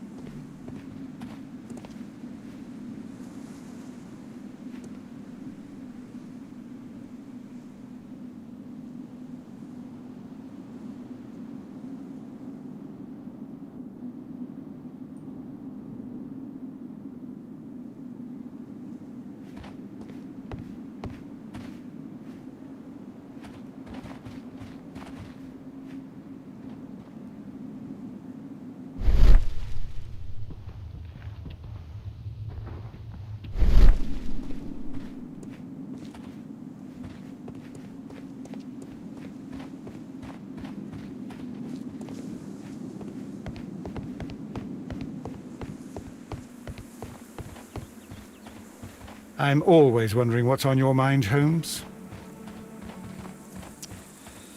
Maybe he had something at the Frigidarium that'll help us piece this together.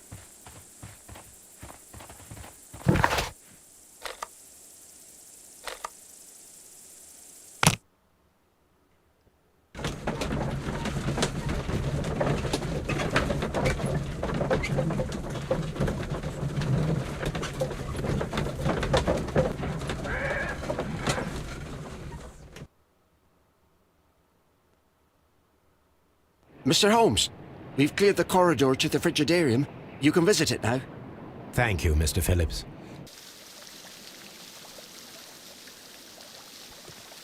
These baths are becoming sinister.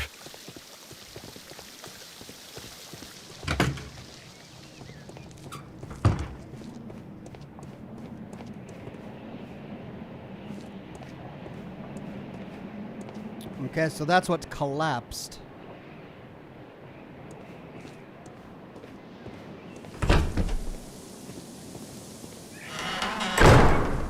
Ah. This is what's going to tell us what's in the arms of all of the statues. Spider? Perhaps I could find some clues by activating the flagstones.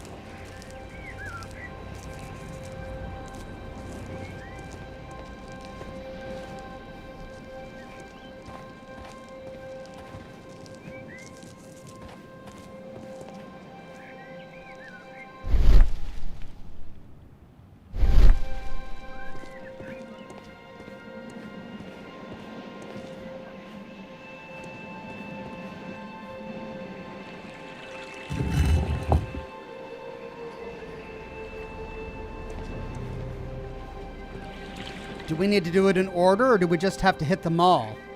Spider, jug. What's he holding? He's holding a skull with a hole in it.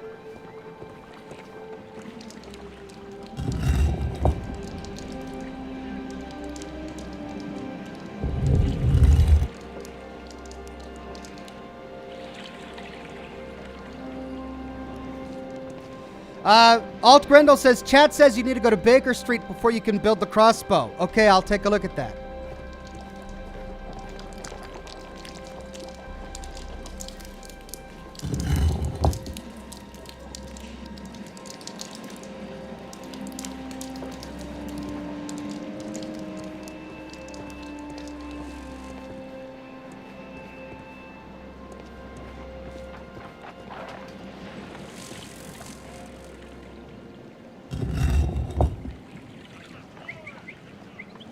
Interesting. So far, the Neptune one is the only one that I can pull back after pushing it in.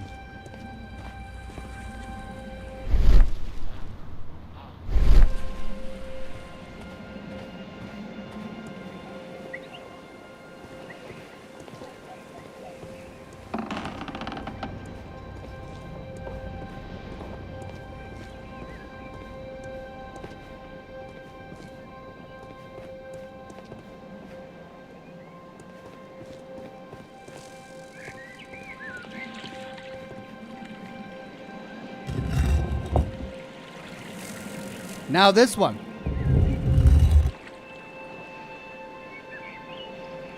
So we've got helmet and trident. I can't go in there. All right, so Neptune is holding a skull. What's Minerva holding? Nothing.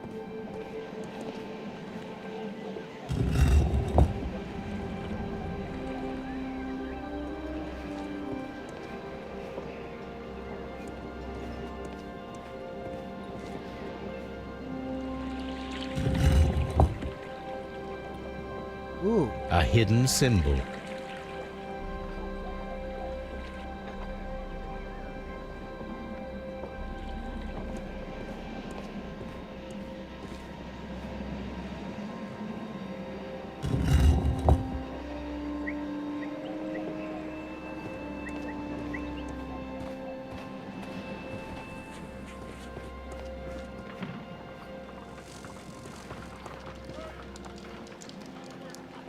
So the Cyclops had a hidden symbol.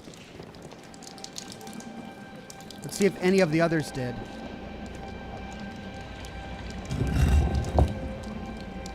A symbol.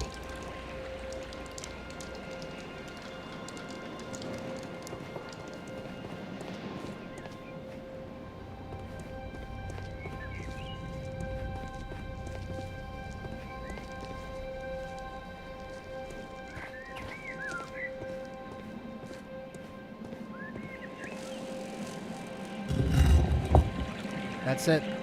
A hidden sign. Now I have all the clues to help me find where these symbols are leading. All I need is imagination.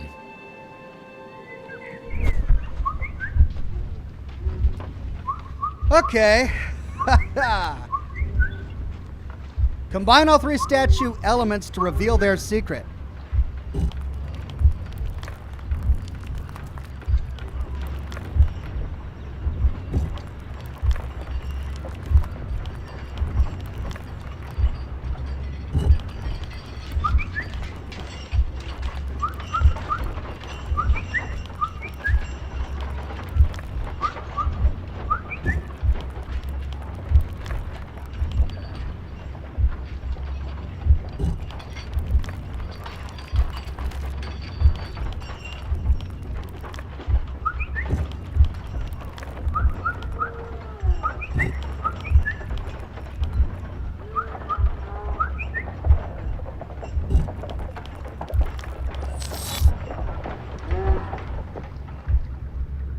The signs are pointing to this bust.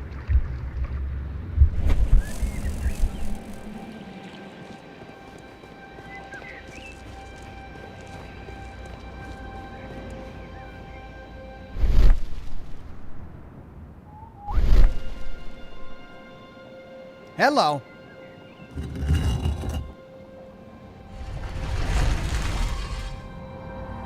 Oh man, this is straight up Indiana Jones. Sir Rodney's last expedition completed. Where was the door that opened? Are we gonna need to go back and get that rope so that we can go down? There.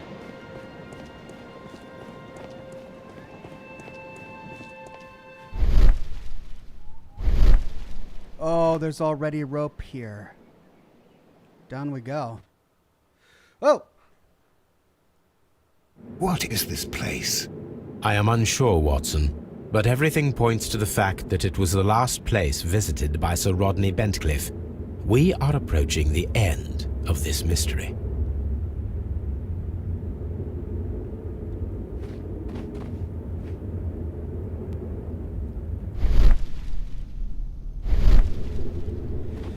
The bruises on his body prove that he came down here.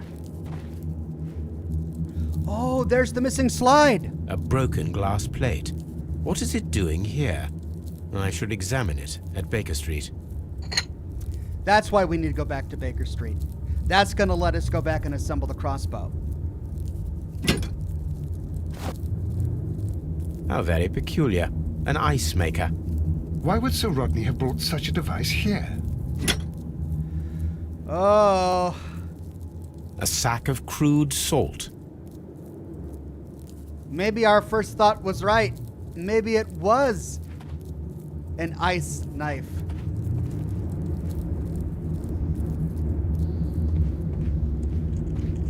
Wow. This is really cool.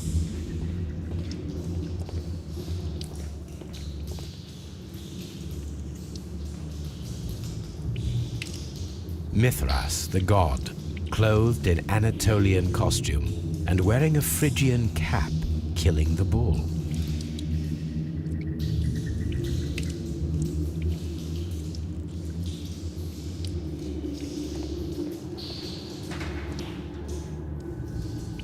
This fresco resembles either a ladder or a hierarchy.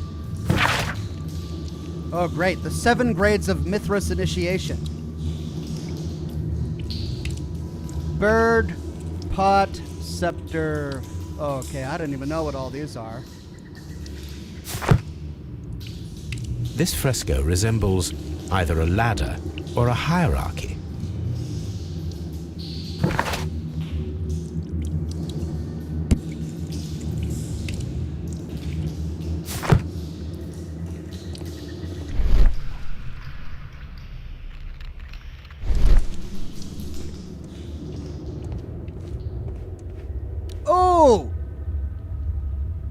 We got bones!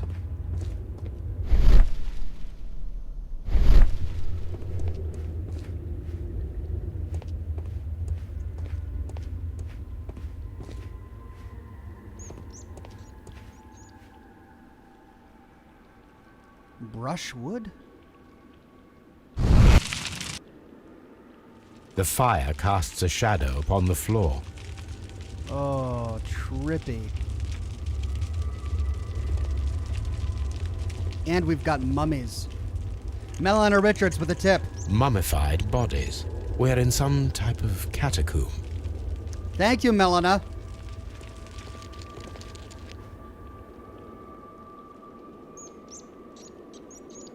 How dreadful. Judging by the broken orbit, this poor fellow met a death similar to Sir Rodney's. This shoe is not from the Roman era. It is medieval at best. This man was a tomb raider who met with an unfortunate end. By the eye he was punished, for he saw that he was not worthy. Dreadful. So somebody killed him because he discovered this place. Does that mean that's why Bentley was killed? What's that? Hello. Something back there. What is that? Well, I can't get to it, so it must not be important.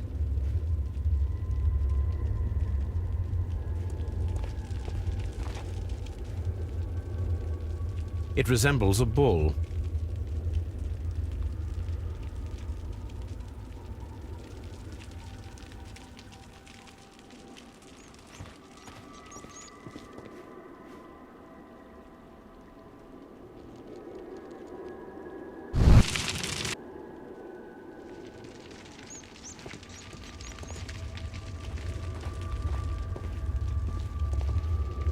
That resembles a face.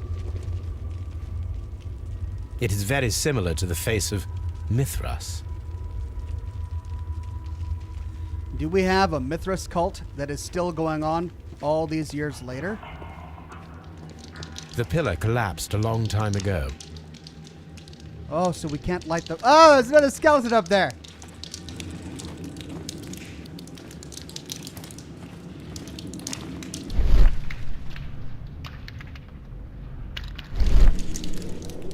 So we can't light this one. But we can light this one.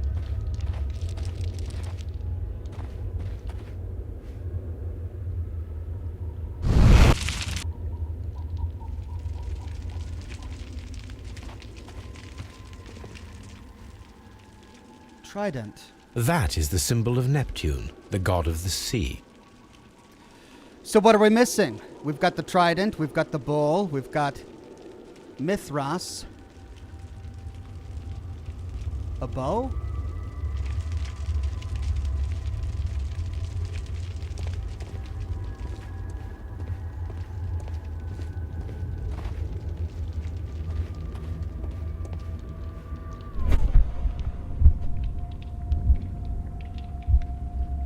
Oh! The plate! The plate that that was in his study. That's the plate that he found that's missing from this pillar. We get that, we get the next symbol.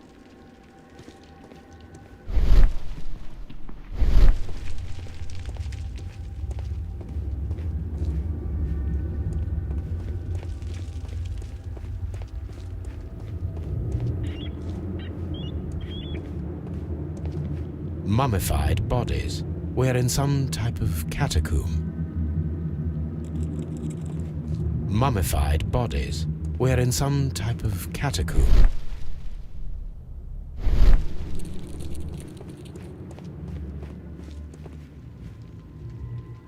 Okay, we need to go to his office.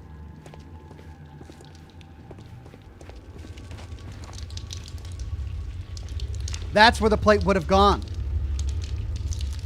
We could somehow set it up there to put a fire behind it, but we won't need to. Mummified bodies. We're in some type of catacomb. Because we'll be able to see what it is.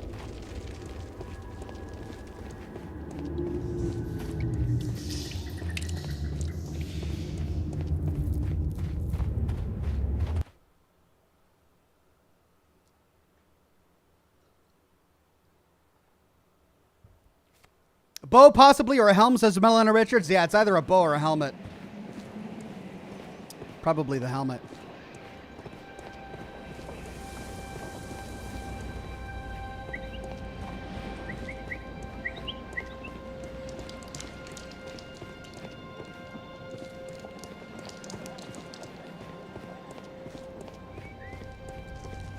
Gosh, where's our way out? Oh, it's right on the other side.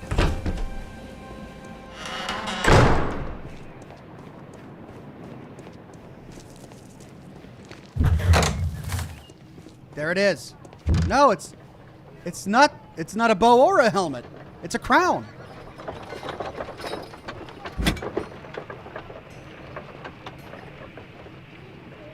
A shape has been cut in the plate. What should be done with it?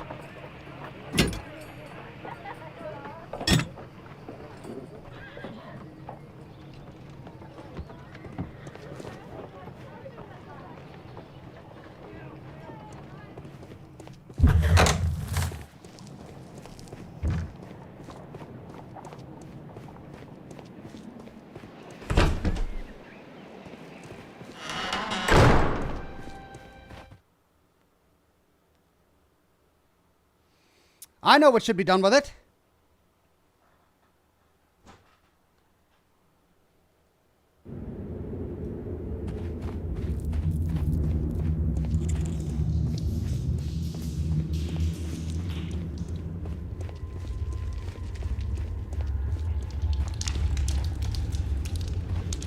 The pillar collapsed a long time ago. I can't set it up there to shine a light through it.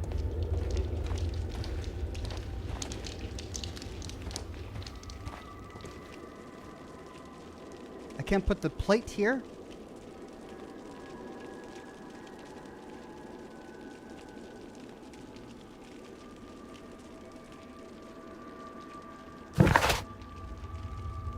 Find a use for the metal plate. Well, maybe the secret is in this slide. Maybe we need to go back there. All right, maybe we need to go to the lab.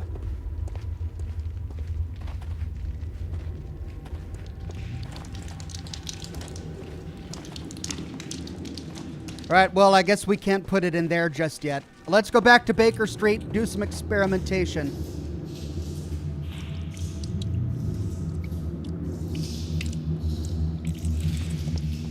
And that perhaps will give us the answers we need.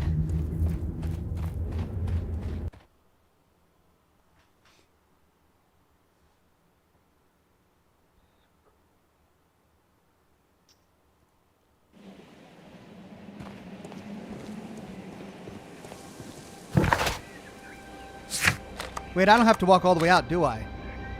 No, I can just open my map and teleport there.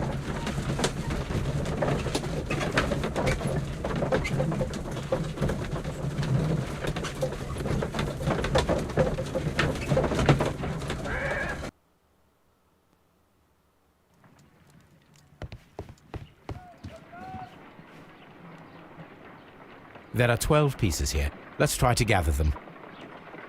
Oh, God. Rotate and swap mold pieces, depending on their shape, to position them in accordance with each other. God. Oh, God. Okay. I will count this piece as a starting point. I will count this piece as a starting point.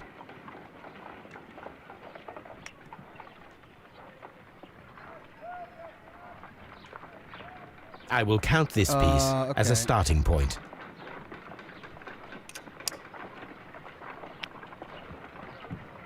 I will count this piece as a starting point.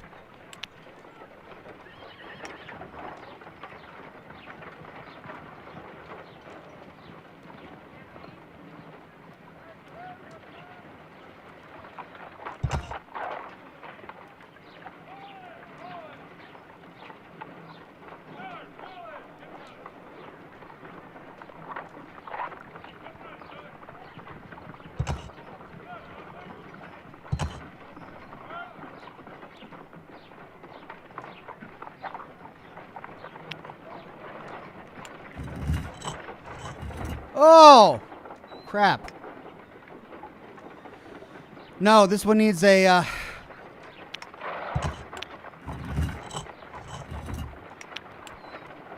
Oh, no.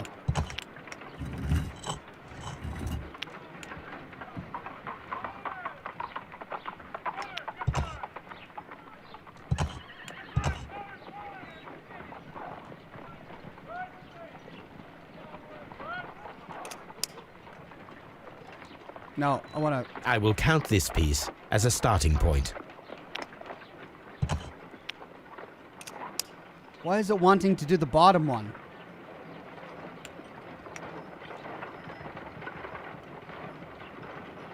So those two fit together.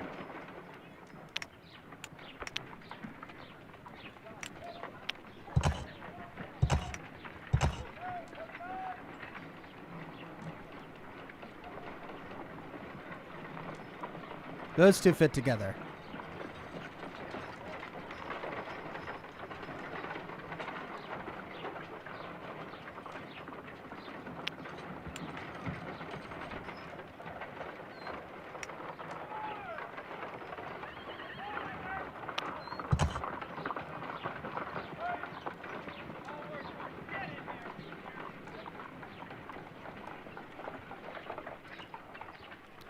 Okay, I need something with a sharp bottom and a flat top. Oh, God.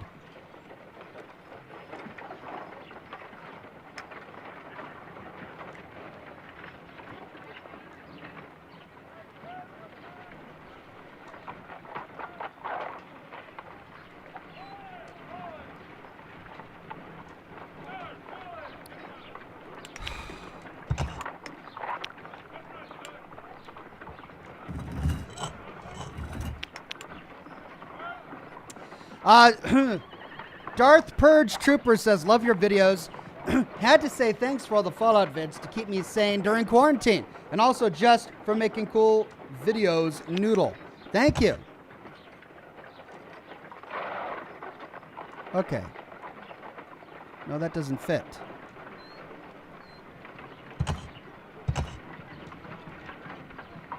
This is really awkward to control.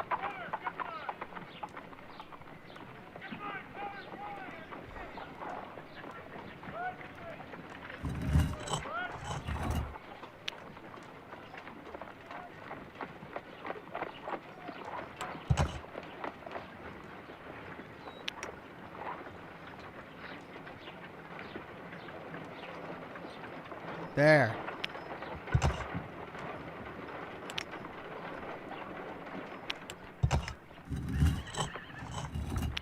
There.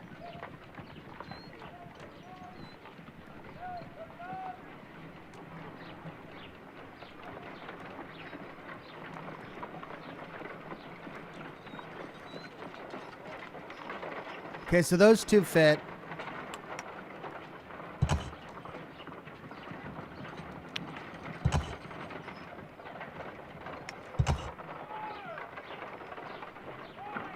That doesn't fit.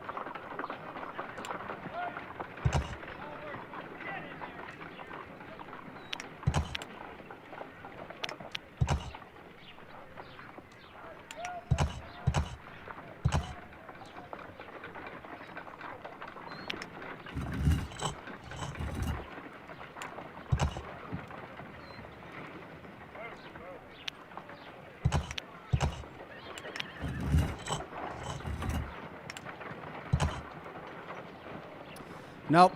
So we need something with a flat top that's got an incision bottom.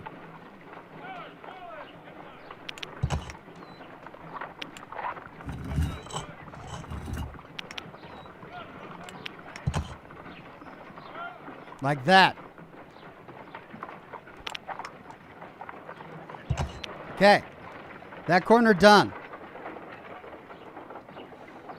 And it fits there. And that fits there. And that all fits there. All right, that corner done.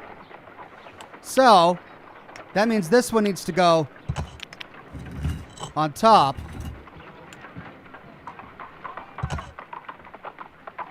but then it won't fit there. So if we swap that out.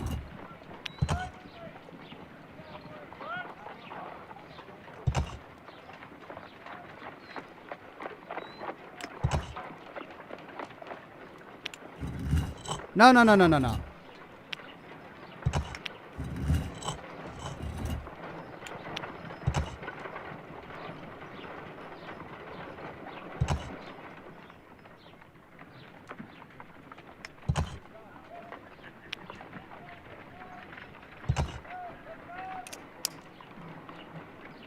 Almost.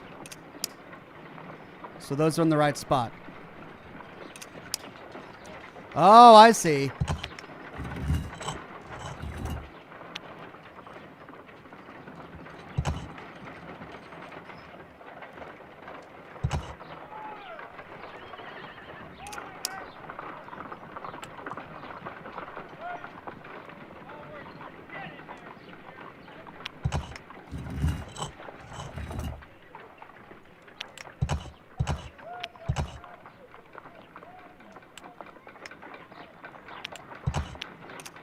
Bingo. So if that corner goes there, then that corner must go here, but we got to rotate it. Which means... No, no, no, no, no.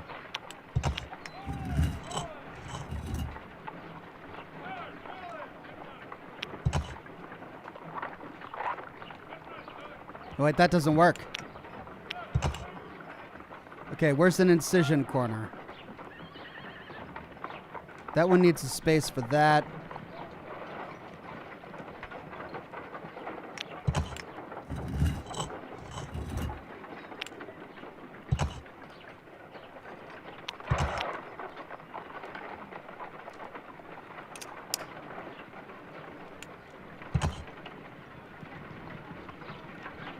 It is a mold, and it is ready for casting. The mold is prepared for casting. We just need to fill it with certain material. Sir Rodney has made a reconstruction of the mythical golden knife. He seemed unafraid of maledictions, and yet... Fanta says flat tops go on top and bottom. Flat on bottom. Thank you, Fanta. It probably took me longer than it would have you guys, but I did finally get there. Half a glass of water should be enough to create a plaster solution.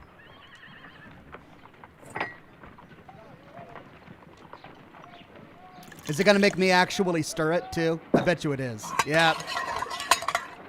There we go. Plaster mold. Now, let us see what we have here. We're going to let it cure? There it is. Bingo. This knife is very similar to that described by the coroner as the weapon that killed Sir Rodney. You should not leap to any hasty conclusions, Watson. Okay. But we still haven't figured out the ice and silver issue. Oh, God.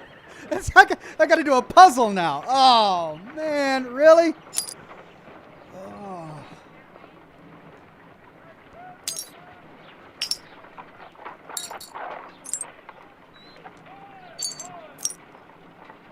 Always start with the corners.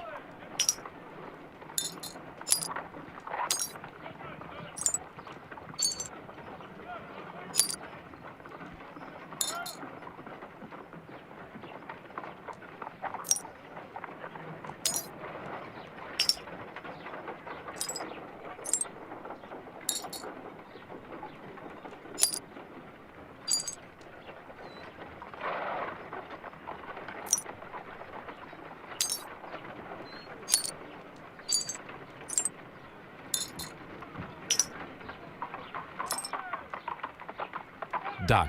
Watson, could you please use this negative and your photographic equipment to process the photograph? Thank you, Watson. Now I must use reagents to develop the photograph. Well, it's a pyramid of something. And salt.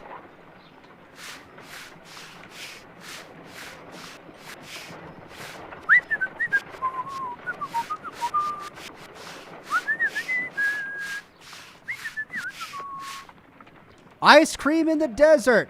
We are indebted to the Romans who developed the technique.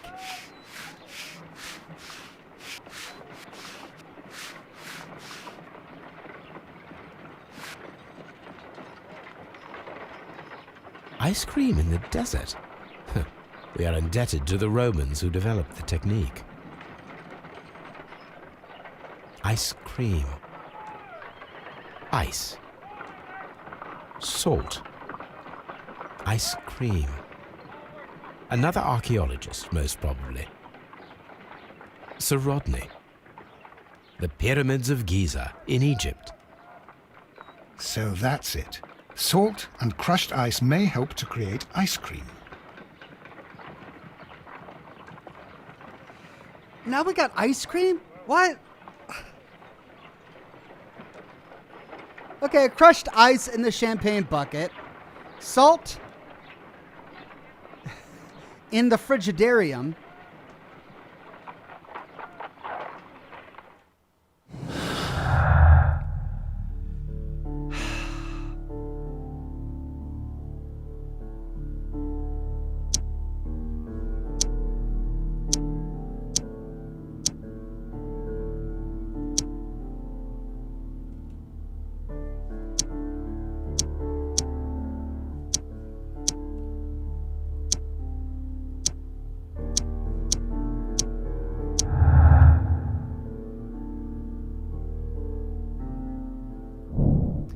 Someone was experimenting with the Roman method of ice production.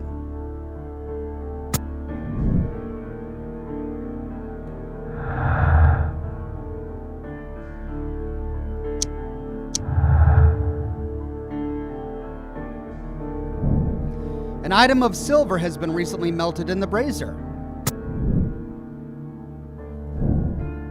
The mold was used to create the murder weapon. Two possible conclusions. Check if we can create a silver knife with the materials found.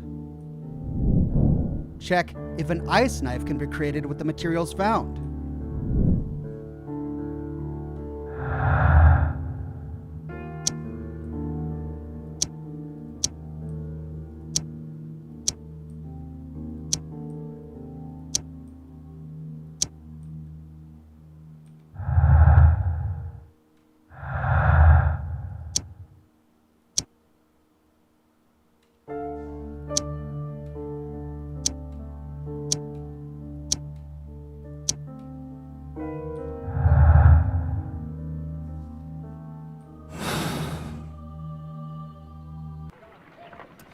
Okay. Melina Richard says, oh, that's a lie. Ice cream was invented by the Chinese. Oh, was it? Let's try the ice experiment. If I wish to shape the ice knife, then I need to pour water inside the mold.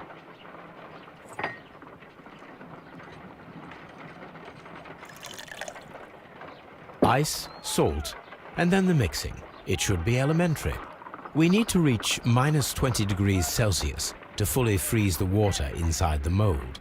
Before beginning, I must remember that I have enough ice and salt for no more than 4 attempts. What?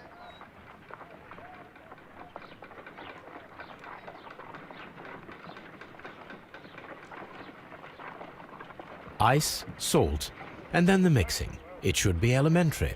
We need to reach minus 20 degrees Celsius to fully freeze the water inside the mold. A block of ice. I have only to use my ice pick.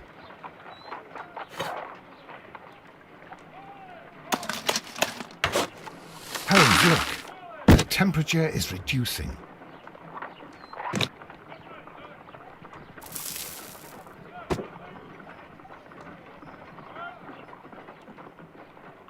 A block of ice.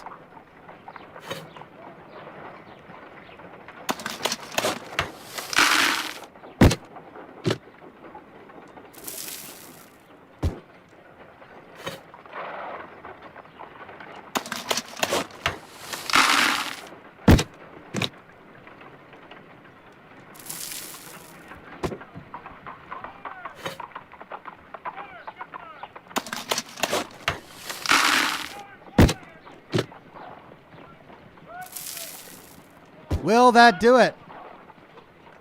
Close. Close. Oh, no. Ice, salt, and then the mixing. It should be elementary. We cannot be making it correctly. Let us try again and be precise with the timing. I almost got there. If I wish to shape the ice knife, Okay. if I wish to shape the ice knife, then I need to pour water inside the mold. Oh, right.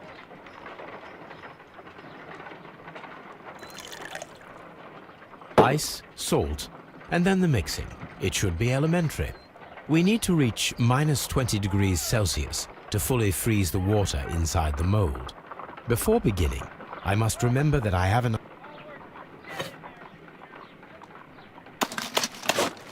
Holmes, look. The temperature...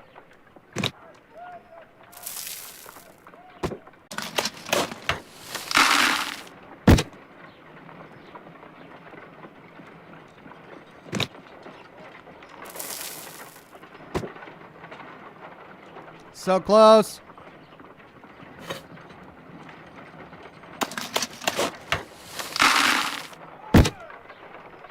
Oh, I'm going to do it this time.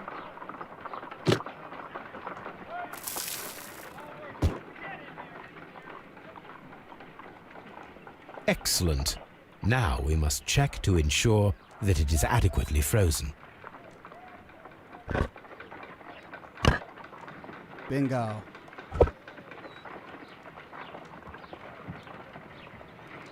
An ice weapon for a cold-blooded murder.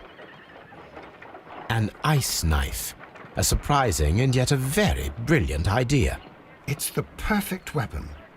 It enables one to kill a man and then it melts. The only trace it leaves is a small puddle on the ground. But now to do the silver experiment. Were you guys getting an interruption there? The chat is saying that there was an interruption there, but I appear to still be live, and my light is green. Maybe it was just a momentary hiccup, but I think we're back. All right, let's do the silver experiment. Let us try to create an object from silver by using the mold.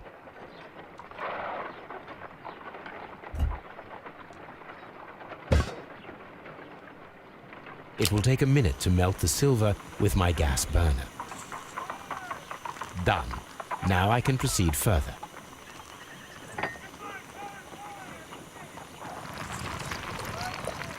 The mold is hot.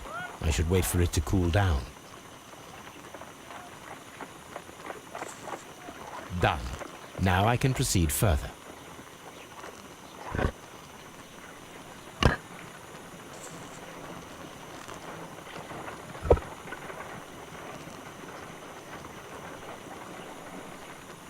A homemade silver knife. Excellent. We have created a knife with the silver that we found. It could have been used to kill Sir Rodney. It was extremely clever to create a weapon that could dissolve at the scene of the crime.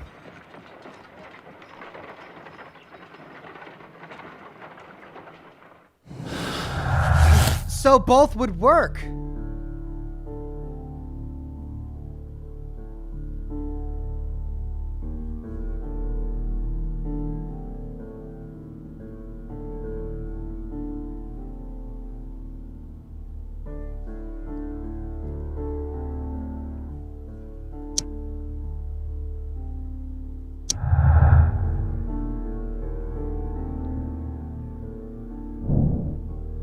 The silver weapon was used and then destroyed in the brazier after the crime. Steam moisture. The murderer hid the weapon in the clouded steam room. He then placed the knife in the brazier in order to destroy it, which resulted in the melted silver that we found.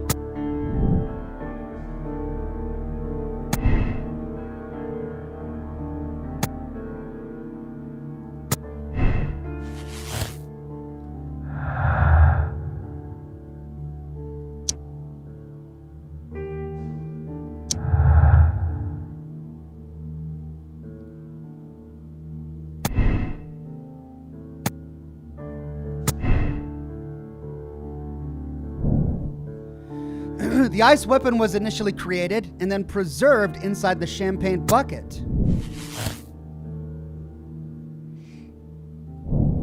The murderer hid the weapon inside the ice bucket with champagne. After the attack, the knife was left to melt, causing the excess of water in the blood pool.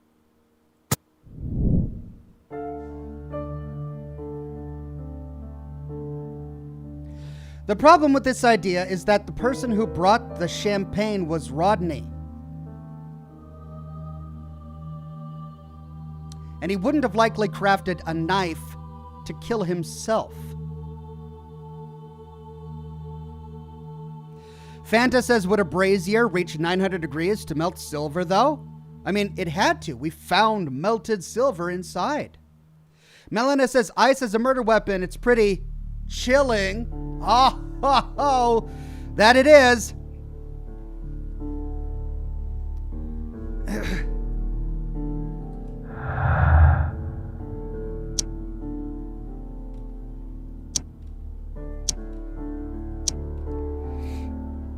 We have all of these unresolved.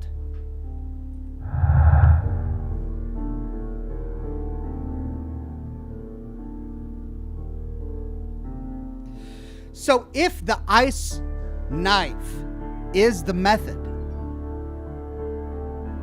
then someone besides Rodney brought the champagne. But who would bring champagne to celebrate? Only someone who was about to give a big momentous discovery. The only person who did was Rodney. So he was the most likely person to bring the champagne.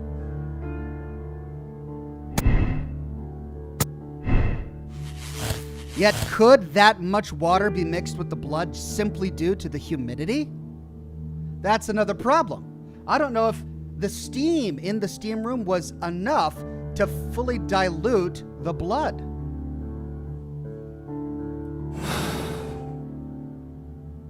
Just keep going, Ox. You're not done with the crossbow. Yeah, you're right. We still have to figure out the perforated metal piece and then talk to somebody about the Mithraic mysteries.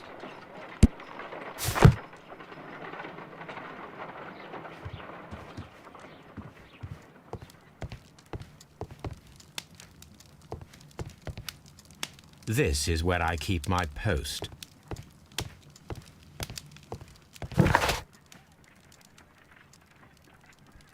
Search the tunnels. So I haven't searched the tunnels enough. So we didn't do anything with the perforated metal plate here. So we got to go back to the tunnels. Maybe I missed something the last time I was there. Fanta says, but it was a lump of silver, not liquid. Well, yeah, you're right. We did pick it up with tongs, didn't we? But you know,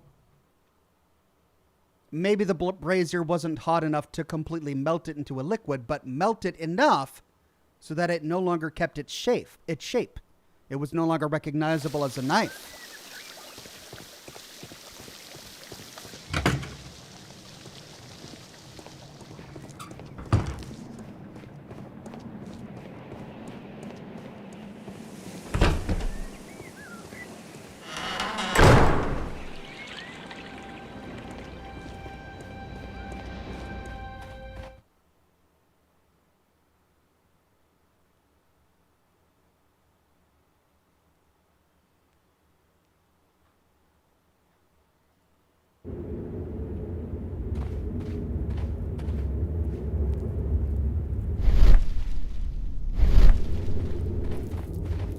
A sack of crude salt.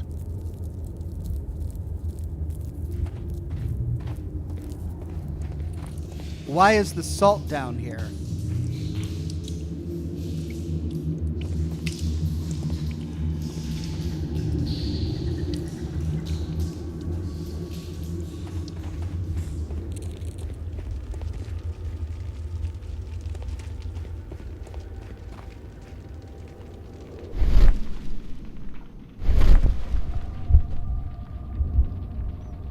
Ah, that's what I had to do.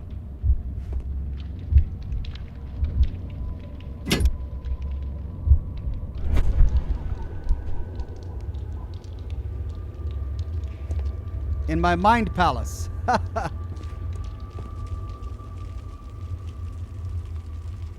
This shadow seems to represent a bridge. The shadows show us the way to go.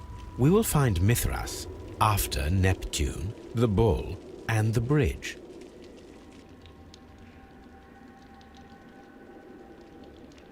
Find a way into the Mithraeum. We will find Mithras after Neptune, the bull, and the bridge.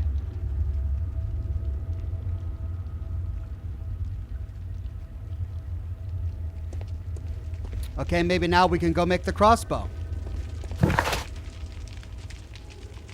The Mithraeum lies hidden at the St. Albans excavation site. The bridge piers seem to hold a secret. Okay, let's see if we can go make the crossbow now.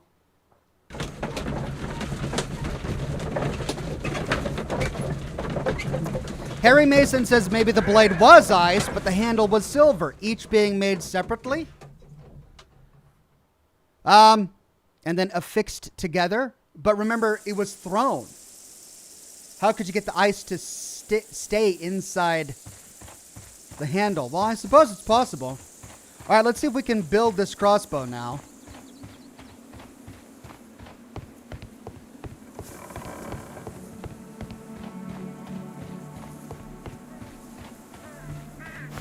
Yep. So we were just ahead of ourselves, weren't we?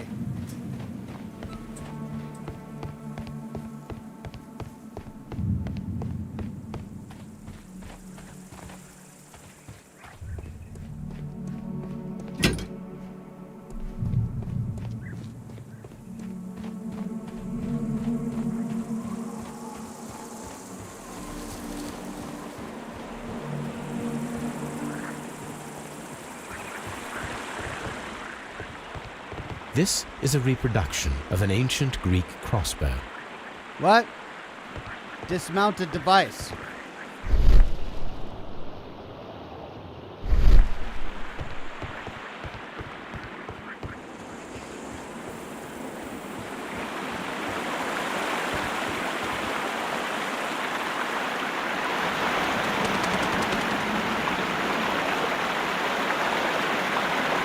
There might be something behind these leaves. We should use these metal rings to help us reach the bridge pillar. I'll have to find a way of getting there.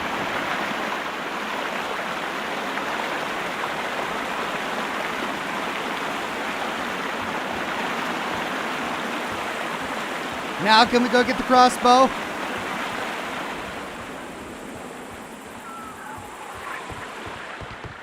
Yep. Just got to do it in the right order. Oh, we got to piece it together. I should use the appropriate object here.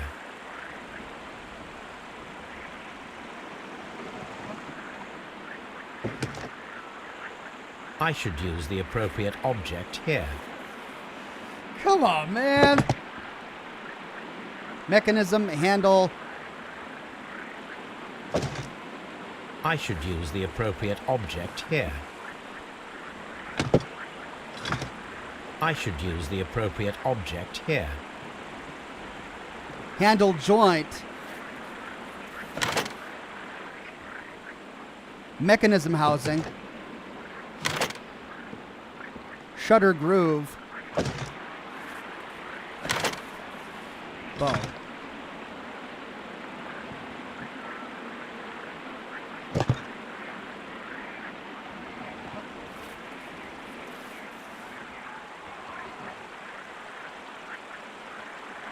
Bow rabbit.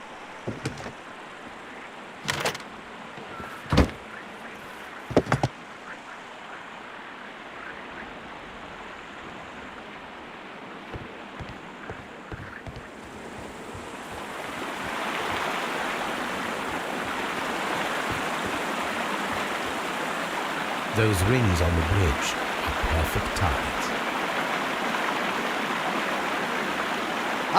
But wait, wasn't something hidden?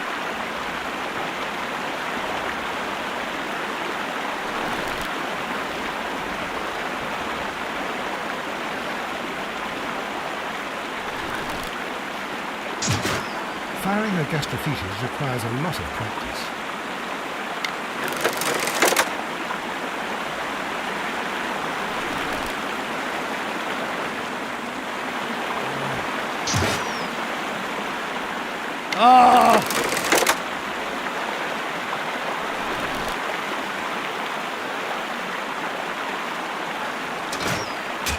This one is ready.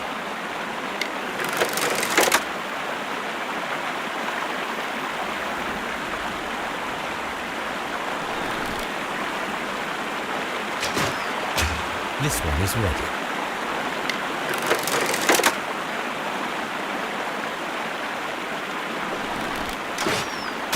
The bridge is ready. Now I must cross it. Here we go.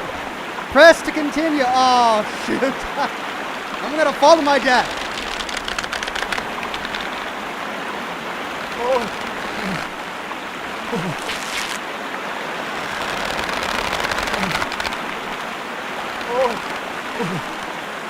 Ah!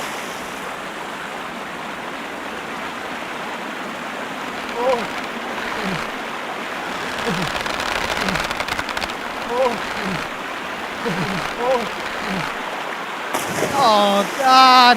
This is miserable.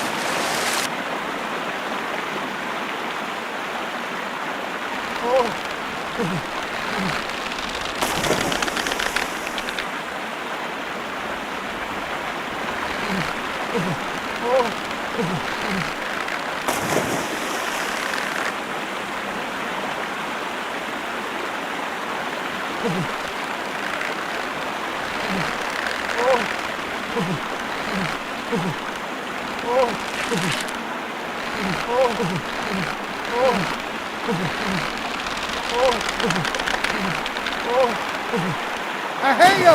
I hate you so much!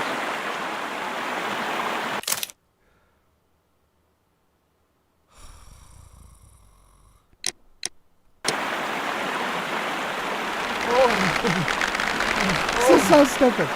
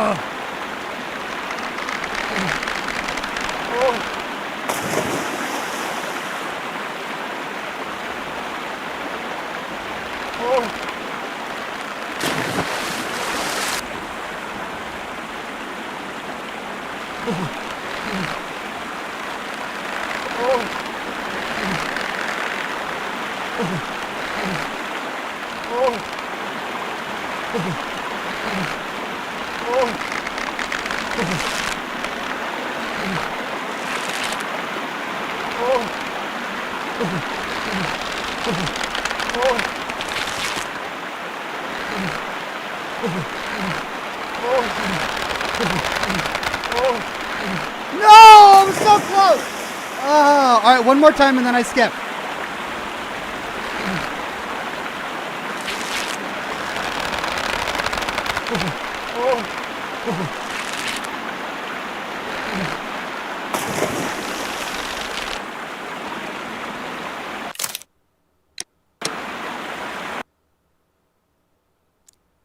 Oh, come on.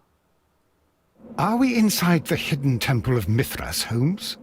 I am not sure. We had better be careful.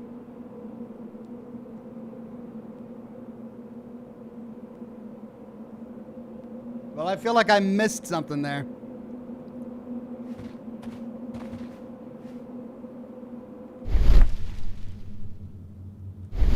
Oh, well, we're in the temple. Oh, it was really stupid. I hated that.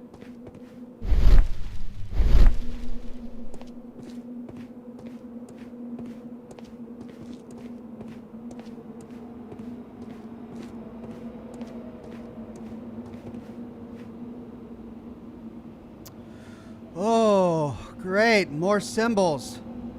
Fantastic. I saw this symbol in the tunnels underneath the Frigidarium. Which way should we go, Holmes?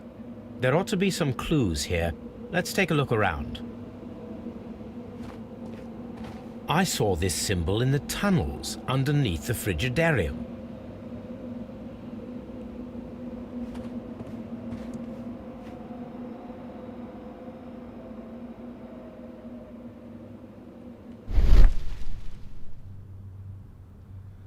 Well, okay.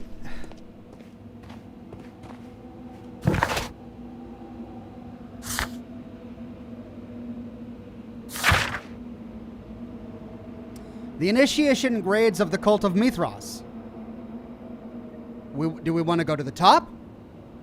Because that's the helmet and the hook.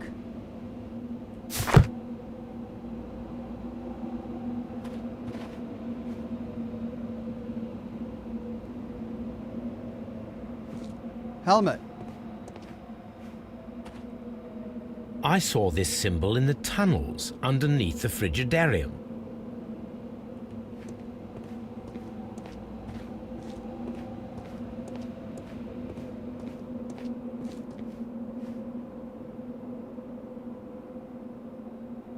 Oh. Do we have to start at the bottom?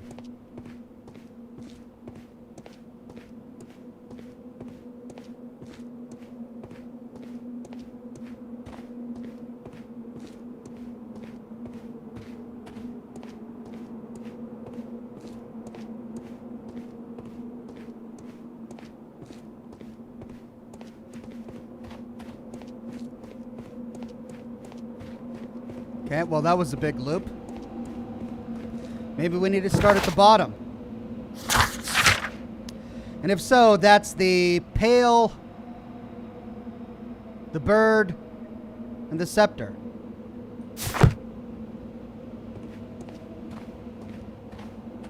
Scepter.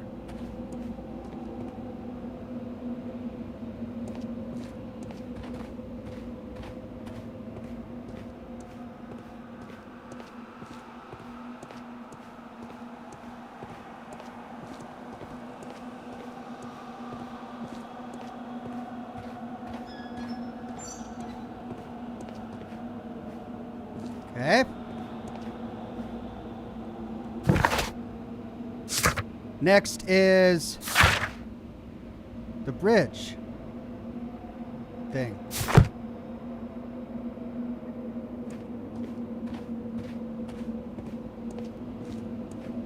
Or the crown thing.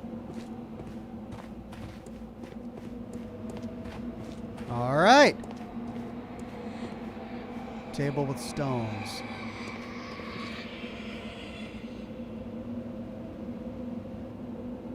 Oh, for Pete's sake. Rock, rock. Well.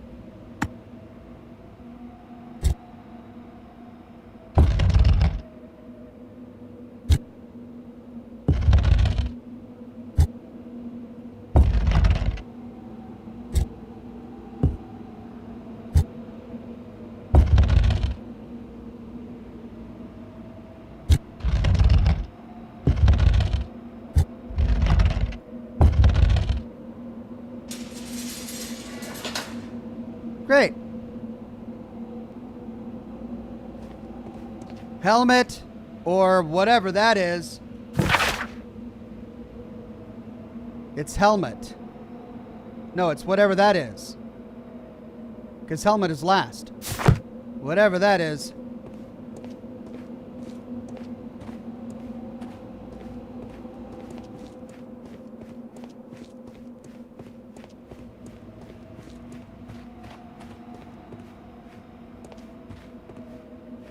Next is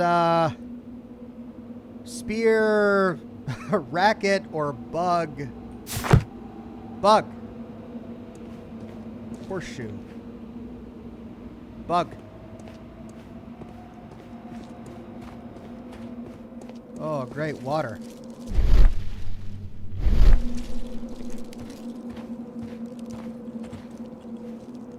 Who lit the torches? Like, we find lit torches here. Who lit them? There's always that in these kind of games. Okay. Then we've got the crescent moon or the hooked sword. Crescent moon.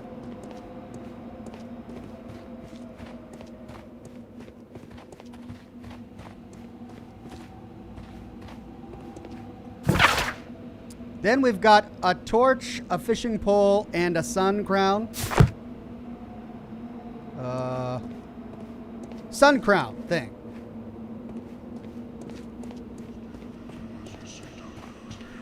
Oh, great. Does that mean I did it wrong?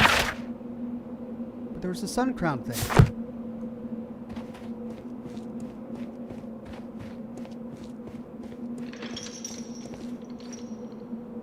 Oh, I did it right.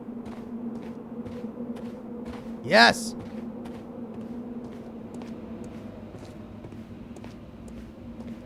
Okay, one more. And it's the last one. Helmet, tofu, or a hooked sword. We've got helmet.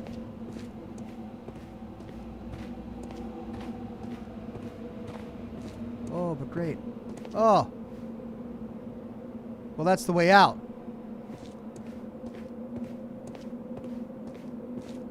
Oh.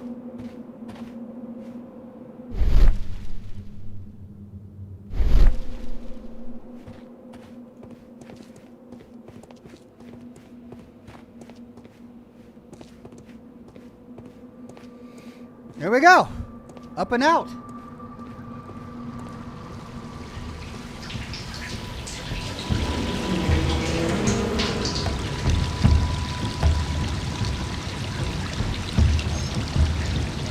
What have we here?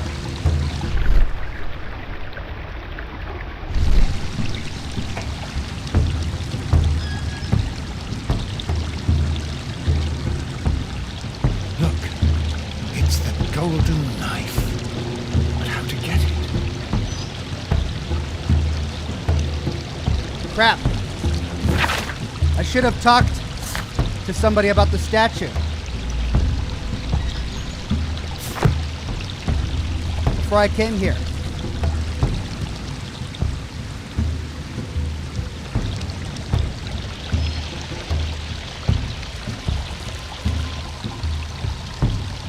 This lamp is not old.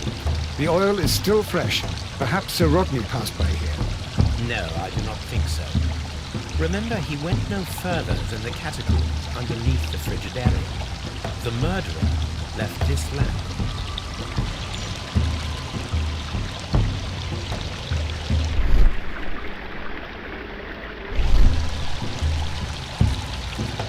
Right. So two paths. That way. Or that way.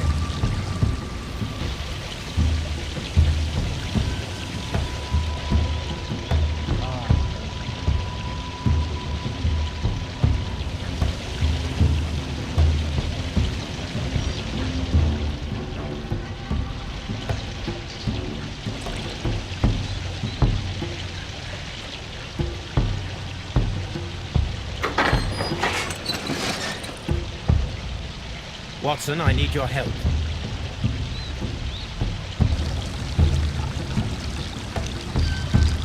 Oh, I can control Watson now.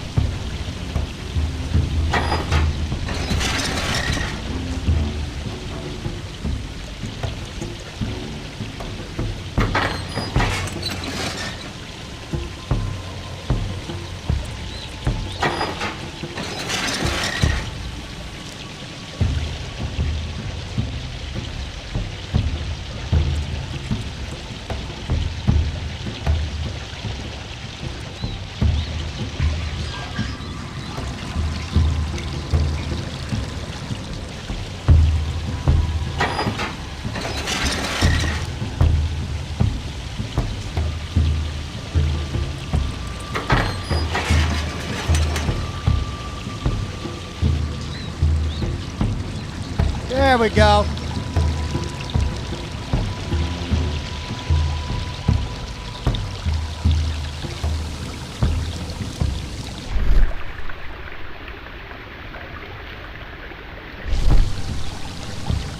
The golden knife of Mithras. A long-lost relic has resurfaced. Watson, it is time to conclude this case.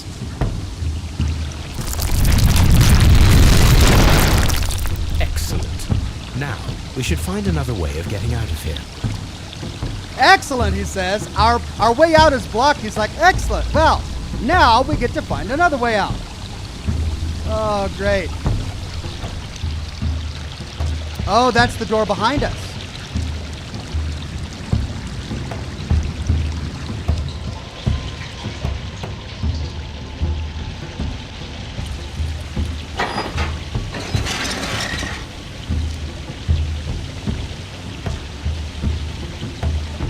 Crap, I'm stuck. I gotta get Watson out.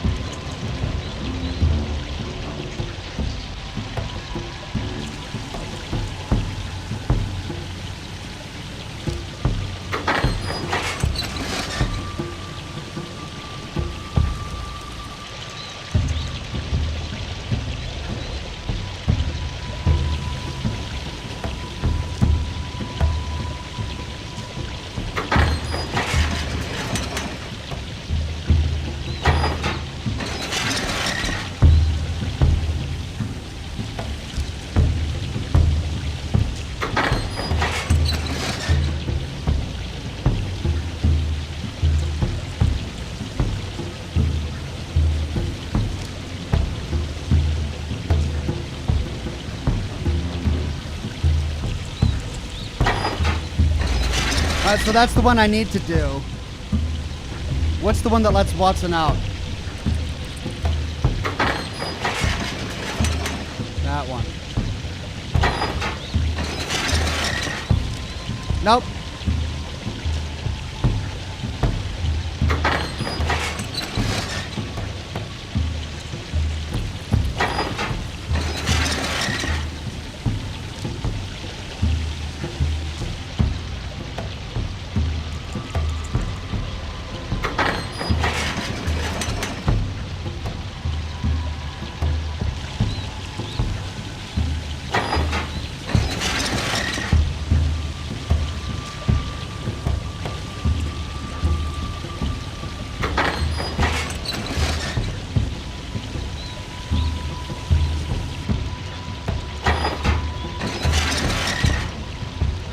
Ah.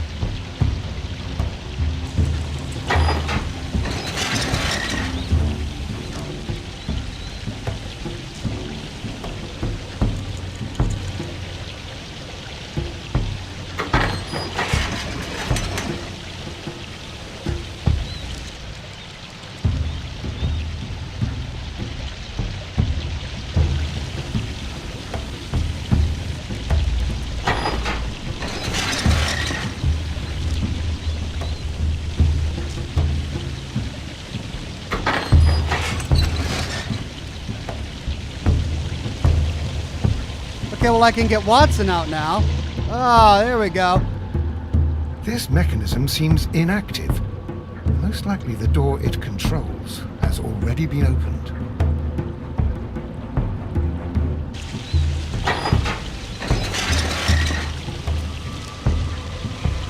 Okay.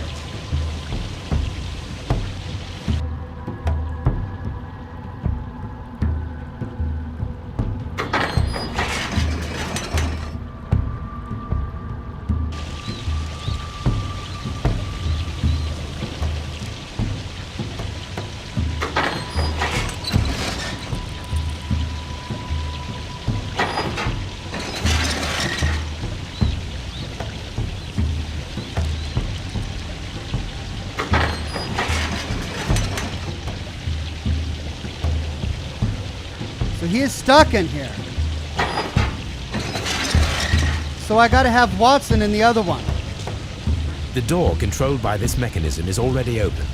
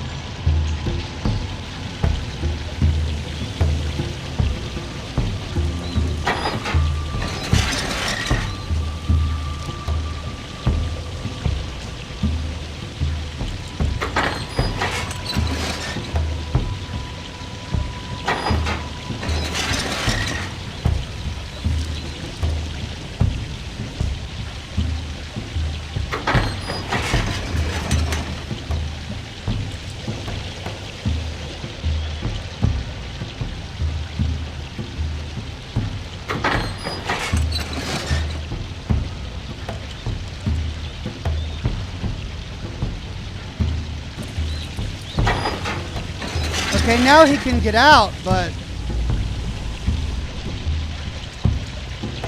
I can't open it. Oh! Oh! Fanta says other side of Watson behind the top door.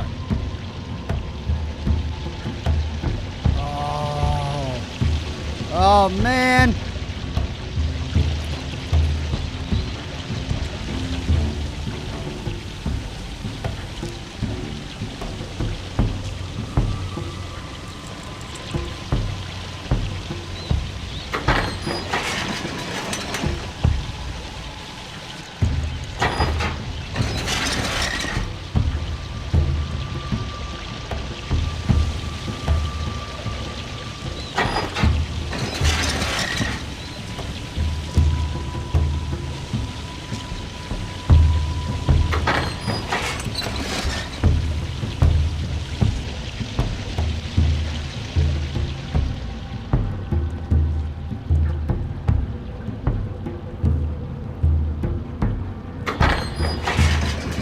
Oh, of course. Of course it does that one.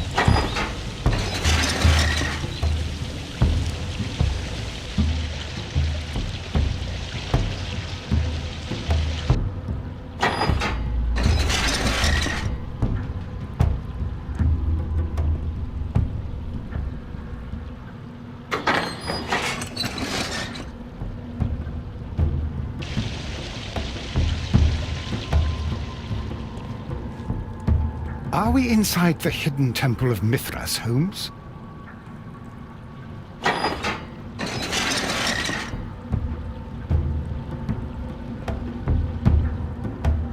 Okay.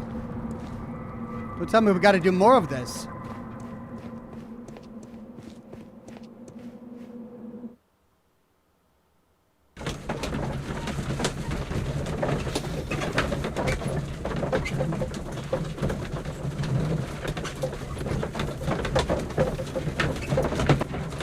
All right.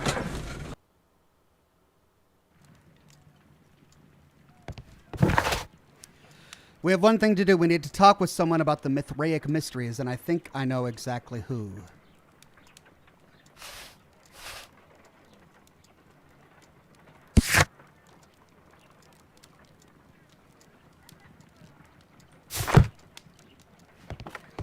All right, let's go to Scotland Yard and talk about the statue.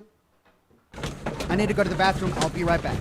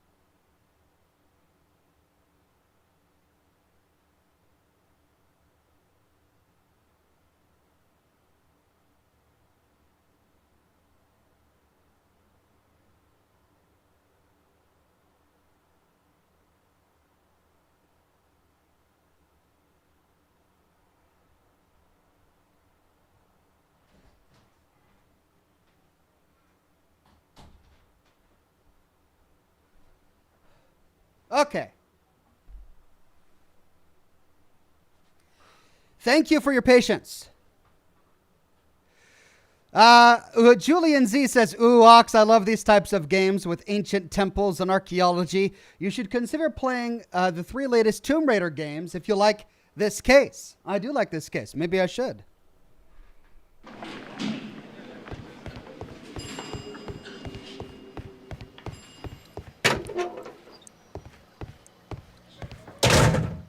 Please escort this suspect for interrogation.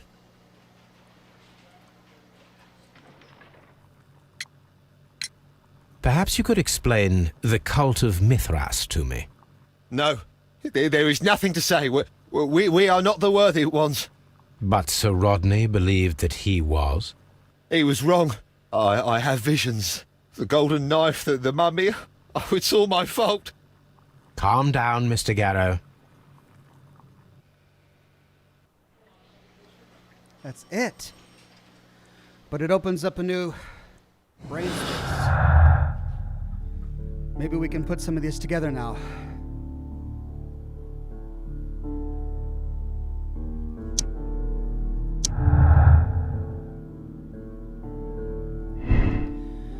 Garrow is tortured by his obsession with a Mithras curse. He's been driven insane, a condition worsened by the medication he is taking, or Garrow is melancholic. He is a victim of over-medication, hence the hallucinations and unpredictable behavior.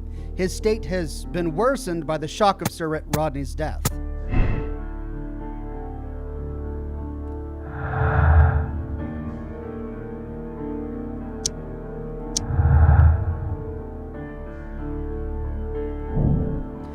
Sir Rodney's secret was an important discovery, a metaphorical bomb. He could use it as a powerful means of annihilating anyone who stood in his way, that he alone might take the fame and glory.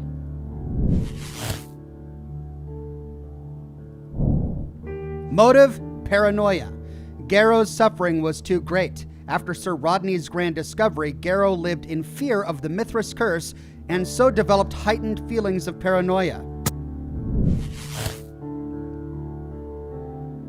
Garrow did it with the silver knife.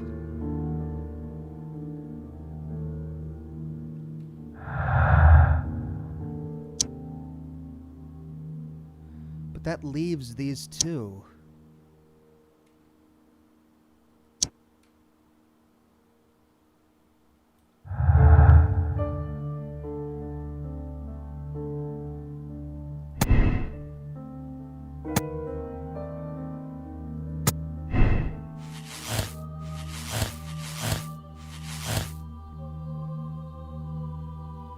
So we basically have two mysteries to solve. Who did it and with which weapon?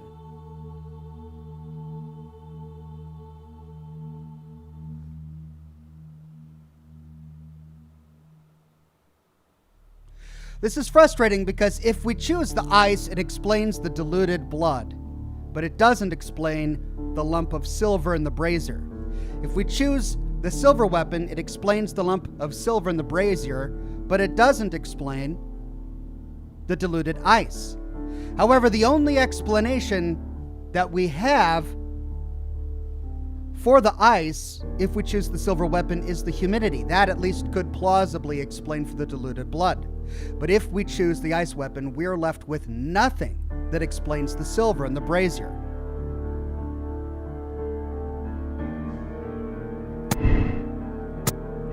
We at least have that option, the steam moisture. Now, what we don't have are these clues. They don't line up with anything.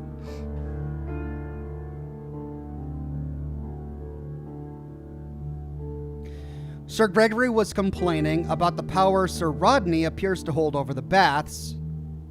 Sir Gregory wanted to fire Blinkhorn in order to stop the excavation of the Roman baths so that he might open them to the public.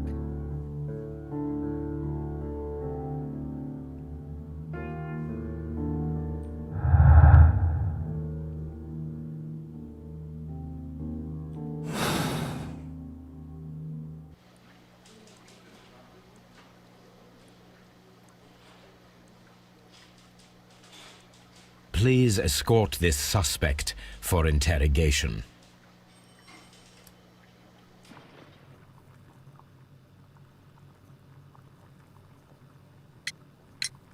What can you tell me about Mithras?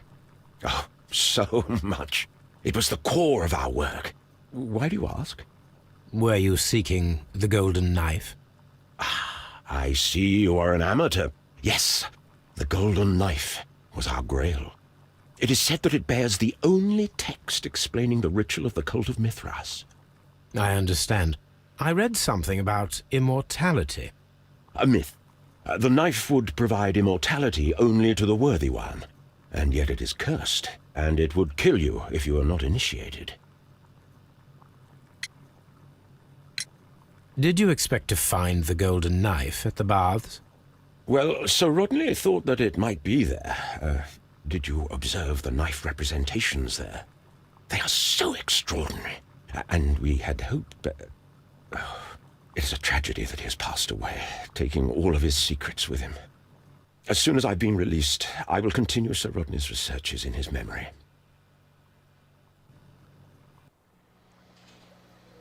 That didn't open up anything new in our brain palace. Please escort this suspect for interrogation.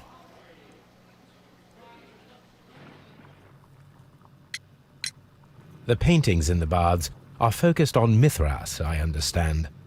Yes, they are what make this place remarkable. And that is why Sir Rodney came here?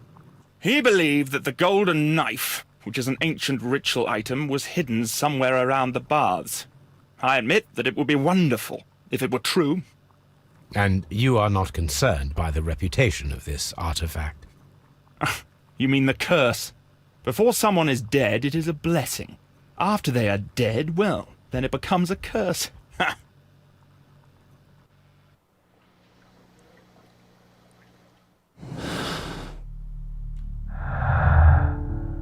Still no place for these clues.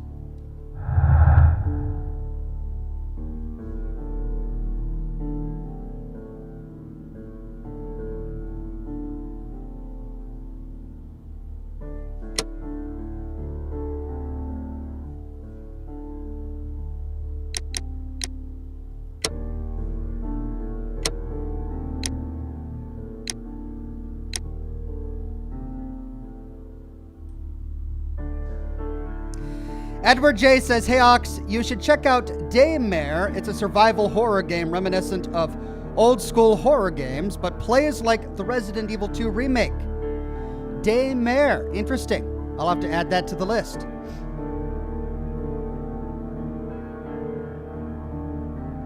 Chris says, "Hold on, did he kill then put the knife so the spirit would not hunt him?"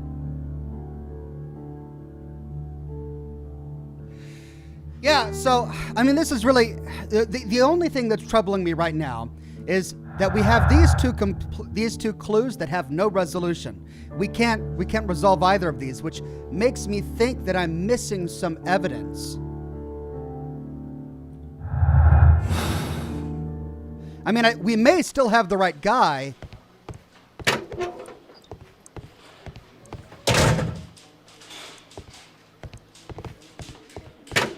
But there were these items we left behind. An embroidered silk handkerchief. A fountain pen with solid gold trim.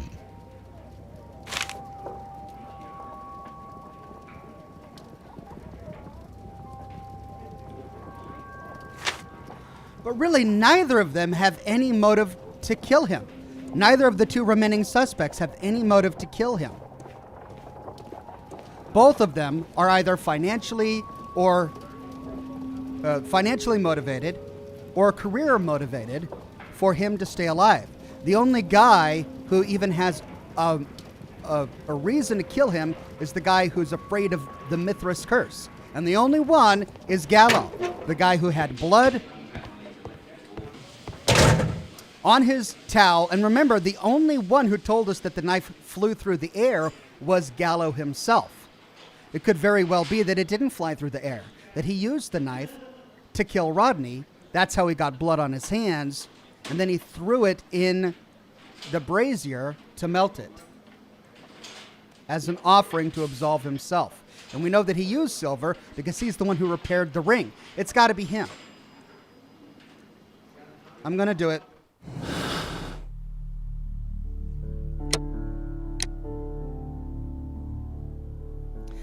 Yep, it's got to be him with the silver knife. And it has to be the silver knife because it's the only thing that explains the silver in the brazier.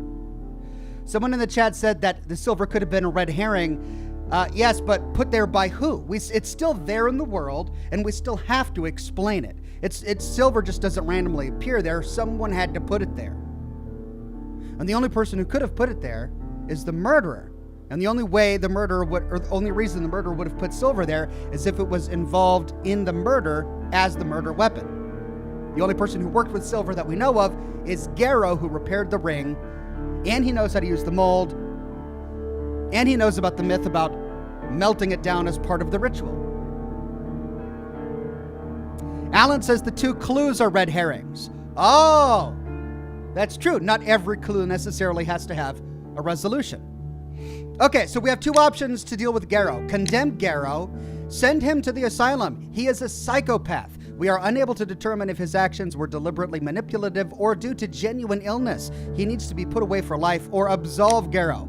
Send him to a sanatorium for appropriate treatment. He cannot be held responsible for his crime as he was under the strong psychotropic effect of St. John's wort. He may yet be cured.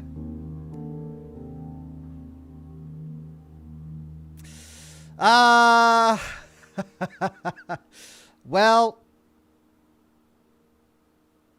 I mean, I think it's clear that he was under the effect of drugs. Still, sending him to a sanatorium in this day and age, that's awful in and of itself. We'll try sending him to the sanatorium.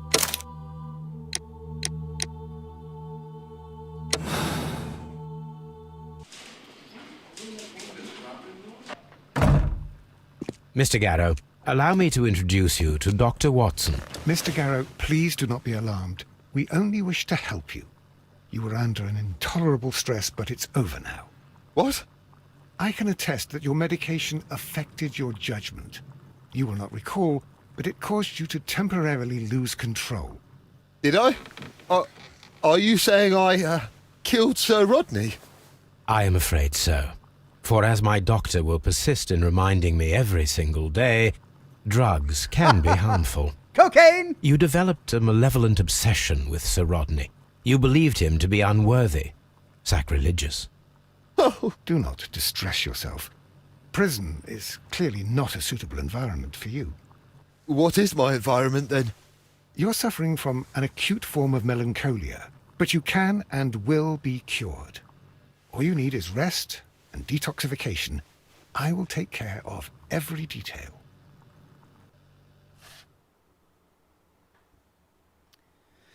Garrow killed Bentcliffe because of his mental state. The only way to ease his suffering was to perform a ritual killing. He melted silver coins to create a silver reproduction of the golden knife of Mithras and then threw it into the brazier. Garrow needs suitable treatment at a mental institution. He cannot be held responsible for his crime as he was under the strong psychotropic effect of St. John's wort. Clues found, 17. Conclusion, Garrow, silver knife. Moral choice, absolve. Hold to check our conclusion. I missed something. And I got it wrong. I missed a clue.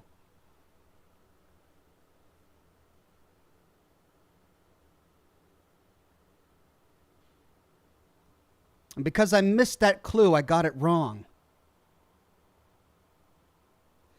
Jocelyn Ryan says, chat says that Garrow put the silver there as an offering.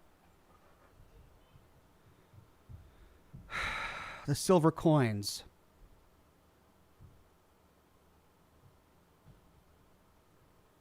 What was the clue I missed?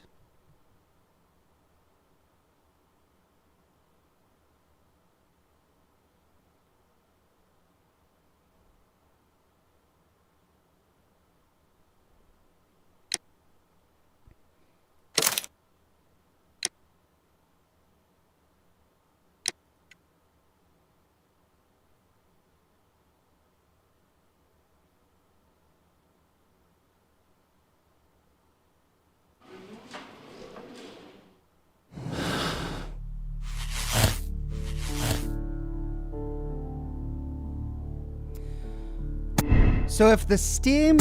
See, that's what's unlikely to me, is I don't think...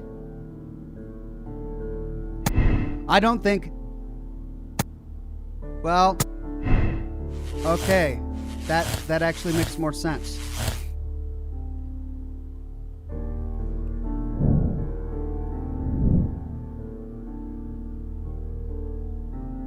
The handkerchief, says John. I looked at the handkerchief. It wouldn't let me do anything else to it. So if we know it wasn't the silver weapon, and we know it was the ice,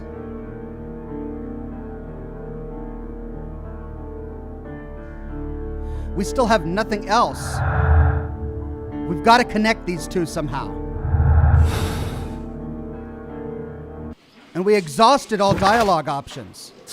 There is nothing else that we can talk with anyone else about or interact with anything else. So it's got to be in evidence. But we took a look at the handkerchief. Desk at the bathhouse office, says Fanta. An embroidered silk handkerchief. Yeah, see, we can't do anything else with the handkerchief. Desk at the bathhouse office. All right. Let's go to the bathhouse office. Maybe I missed something on the desk. That was a lot of water in the blood, says Ninja. No way steam could do that. Yeah, I agree. That always bothered me with this one.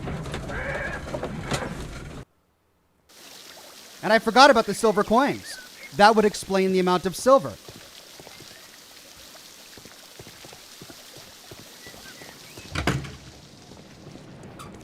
What did I miss? This hat.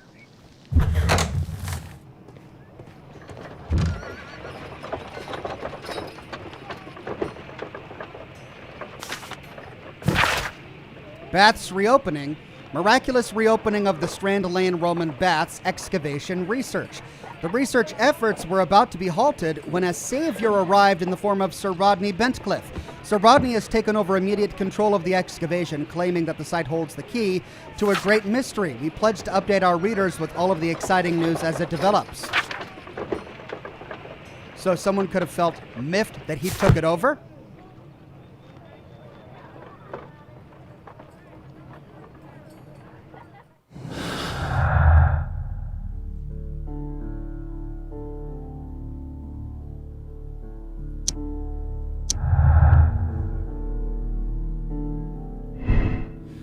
Pitkin feels rather uncomfortable postponing the public opening of the Roman baths because of Sir Rodney. He was angry because of this.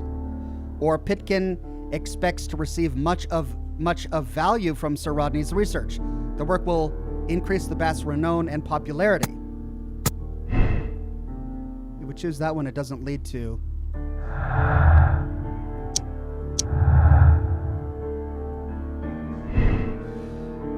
Blinkhorn's humiliation. Blinkhorn's work was saved by the arrival of Sir Rodney, but at a high cost to his morale. Or, Blinkhorn's work was saved by the arrival of Sir Rodney. He was thankful for the possibility of their working together and the chance of learning from him. And if we choose that, it also doesn't lead to anything else.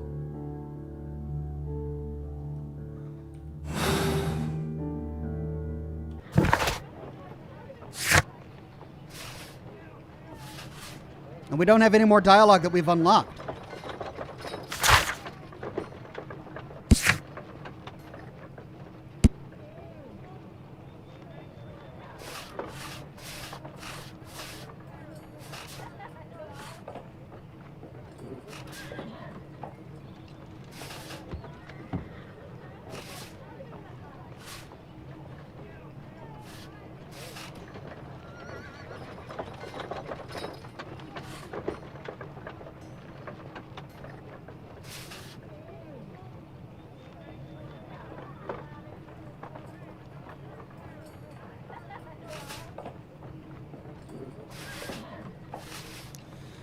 Yeah, I mean, Pitkin doesn't have a reason to kill Rodney. It's his business. Now, Blinkhorn...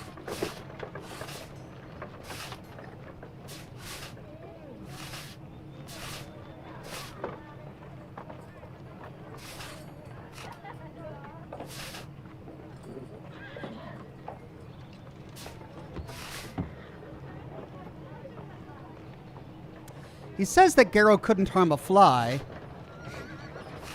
They'd had an argument the day before.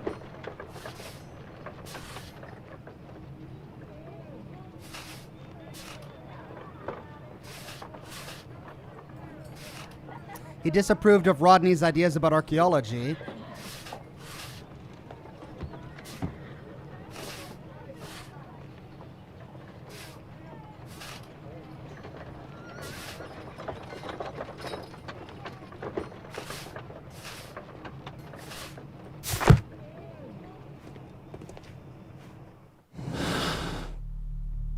If we change this,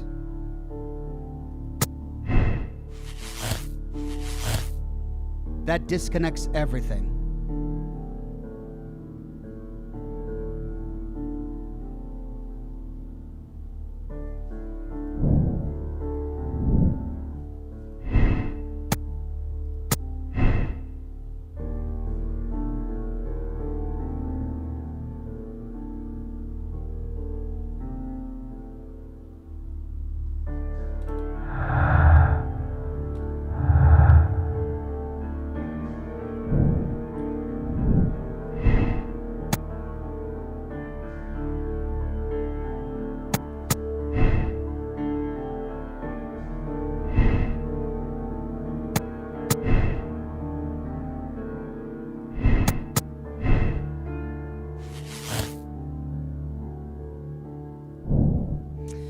Motive stopped the takeover. Even if Pitkin is the owner of the baths, he will surely lose them, for this major discovery will change everything. It'll turn the baths into a permanent excavation site to preserve the research. It will never achieve the commercial status that Pitkin desires.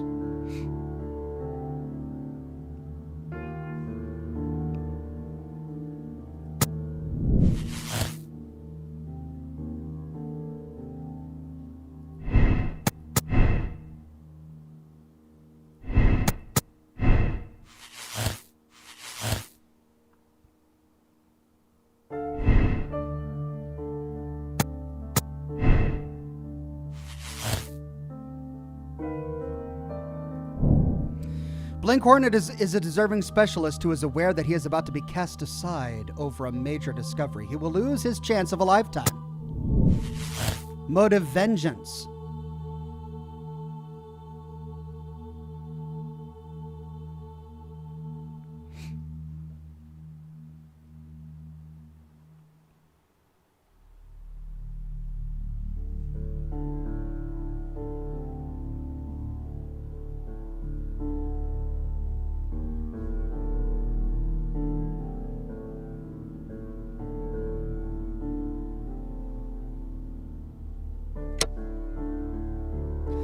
Blinkhorn killed Rodney to avenge an abuse of power. The death would be to his financial benefit and would allow him to emerge as a luminary in his field. He used an ice-made reproduction of the golden knife of Mithras.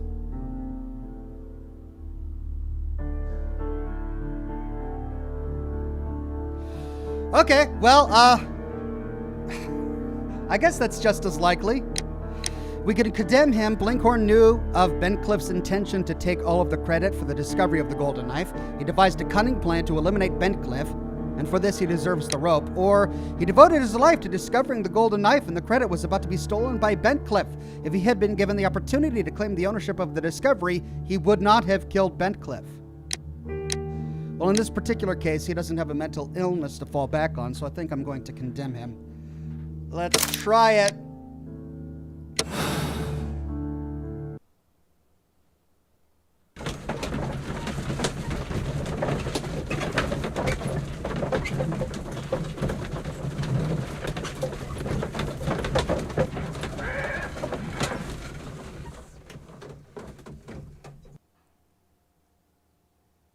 I'm feeling rather uncomfortable. Why have I been put into these cuffs? I fear that you had better get used to them, Mr. Blinkhorn. They are your reward for the murder of Sir Rodney Bentcliffe. What? No, that's a lie. It is regrettable, for you are a talented archaeologist.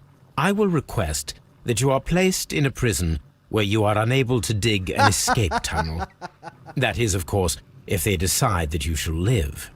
You The consulting detective who salutes your intelligence in performing the perfect crime. Yes, but also the gentleman who detests your motivation. You know nothing. You wish to be the one who would reveal this to the world. Is that the golden knife? How? I also like to dig, you see. I only followed your trail. Such a pity that there is always someone willing to steal your credit, wouldn't you say? And there was the chance of a lifetime. You had to take it. It was not to be shared. It... But now I am here, and there is no one who will stop the tread of justice, Mr. Blinkhorn. Goodbye. Oh, well, we got 18 clues. Yes, that was it. That was it. Okay, so I don't like this. And it's not just because I'm a little salty that my first choice was wrong. I am a little salty that my first choice was wrong. But the thing is that Blinkhorn never gave us any like a concrete reason to suspect him. Like, his reasoning was just as likely as the other guys. And there wasn't anything that conclusively told us that he had enough malice within him or reason enough to kill him for us to choose that option. Whereas with Garrow, yes, he told us about placing the silver in the brazier. That could have been the coins. It could have been the knife. It could have been either of those. I don't know. That one really could have gone. I don't know if they gave us enough concrete clues to be able to condemn Blinkhorn without continuing to replay it. All right, but that's it. That was the right guy. Blinkhorn with the ice knife.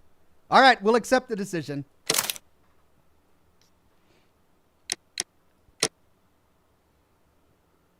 Let's see how everybody else did. 77% solved it the same way. 70% made the same moral choice.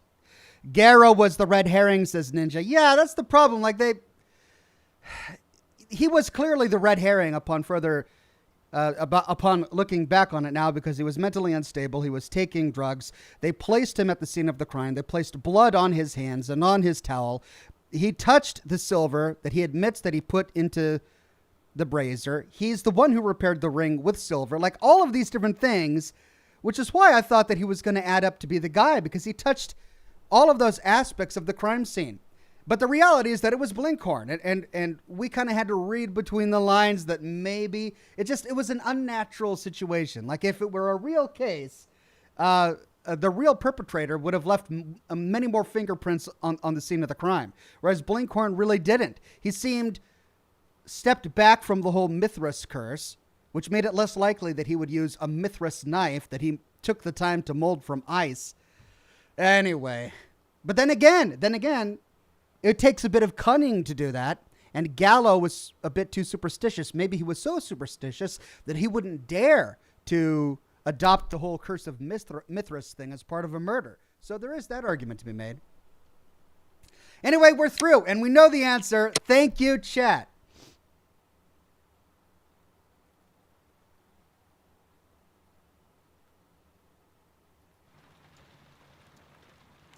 The game is afoot, not a word. Into your clothes and come.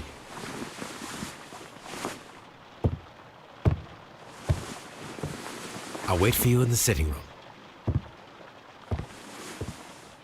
I've just received a note from Inspector Lestrade, a letter from the suburbs. He is in need of my presence. Whenever he has asked for my assistance, it has always turned out to be entirely justified. I fancy that every one of his cases has found its way into your collection. Yes, they all seem worthy of... However, I regret your fatal habit of looking at everything from the point of view of a story instead of a scientific exercise. Oh, Holmes, you... I beg your pardon, I digress. it would be much better to examine this letter than to try to convince you.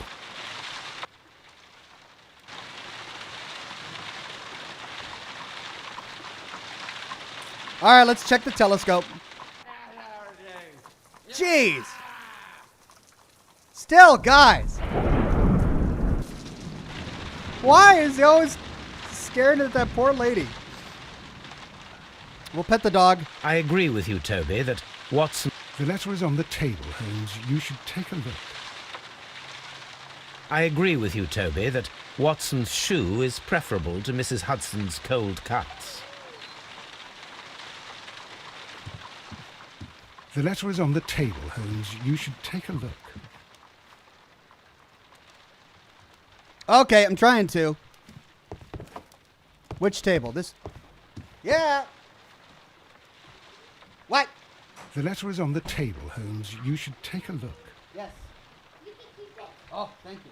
All right, I'll read it in a second, okay? Thank you. My daughter gave me a note. The letter It's is a on story. the It table, says, "Be Holmes. careful." You should take a look. And then there's a monster. Or something bad. Is that a dead person? Oh, God. Is this going to get disturbing? Oh, wow. Lots of The letter is on the Lots table. of dead Holmes. people You covered should in blood. Take a look. and a shadow monster. Oh, what has my daughter been up to? Oh, there's somebody standing over dead bodies. Oh, The okay. letter is on the table. Well, Holmes. that's- You should take a look. That's horrifying. I'm going to have to see what video games my daughter's been playing. Oh, well, I'll have to ask her about that. Let's see what's on the table. Letter. A wax seal with the monogram E.B. A wax seal with the Brackenstall family coat of arms. I can tell from Lestrade's handwriting that he was in a hurry when he wrote this letter.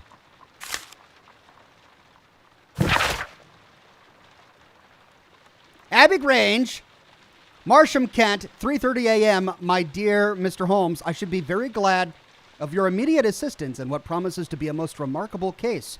It is something quite in your line. Except for releasing the lady, I will see that everything is kept exactly as I have found it. But I beg you not to lose an instant, as it is difficult to leave Sir Eustace there. Yours faithfully, Inspector Lestrade. So, what is it, Holmes? Promising, as always, it appears to be a case of murder. So you believe that Sir Eustace is dead? I should say so. Lestrade wouldn't have sent for me for less. His writing shows considerable agitation, and he is not an emotional man. These people belong to high society. The quality of the writing paper, the E.B. monogram, their coat of arms. The crime was committed before midnight. Holmes, how can you possibly tell? Well, it is all thanks to Lestrade. He wrote his letter at 3:30 in the morning. Imagine the chain of events before that. The local police had to be called in. Scotland Yard was notified. Lestrade himself had to make haste there, and finally compose the letter he sent to me. All of that makes for a fair night's work. It makes sense. Lestrade also speaks of the woman he released.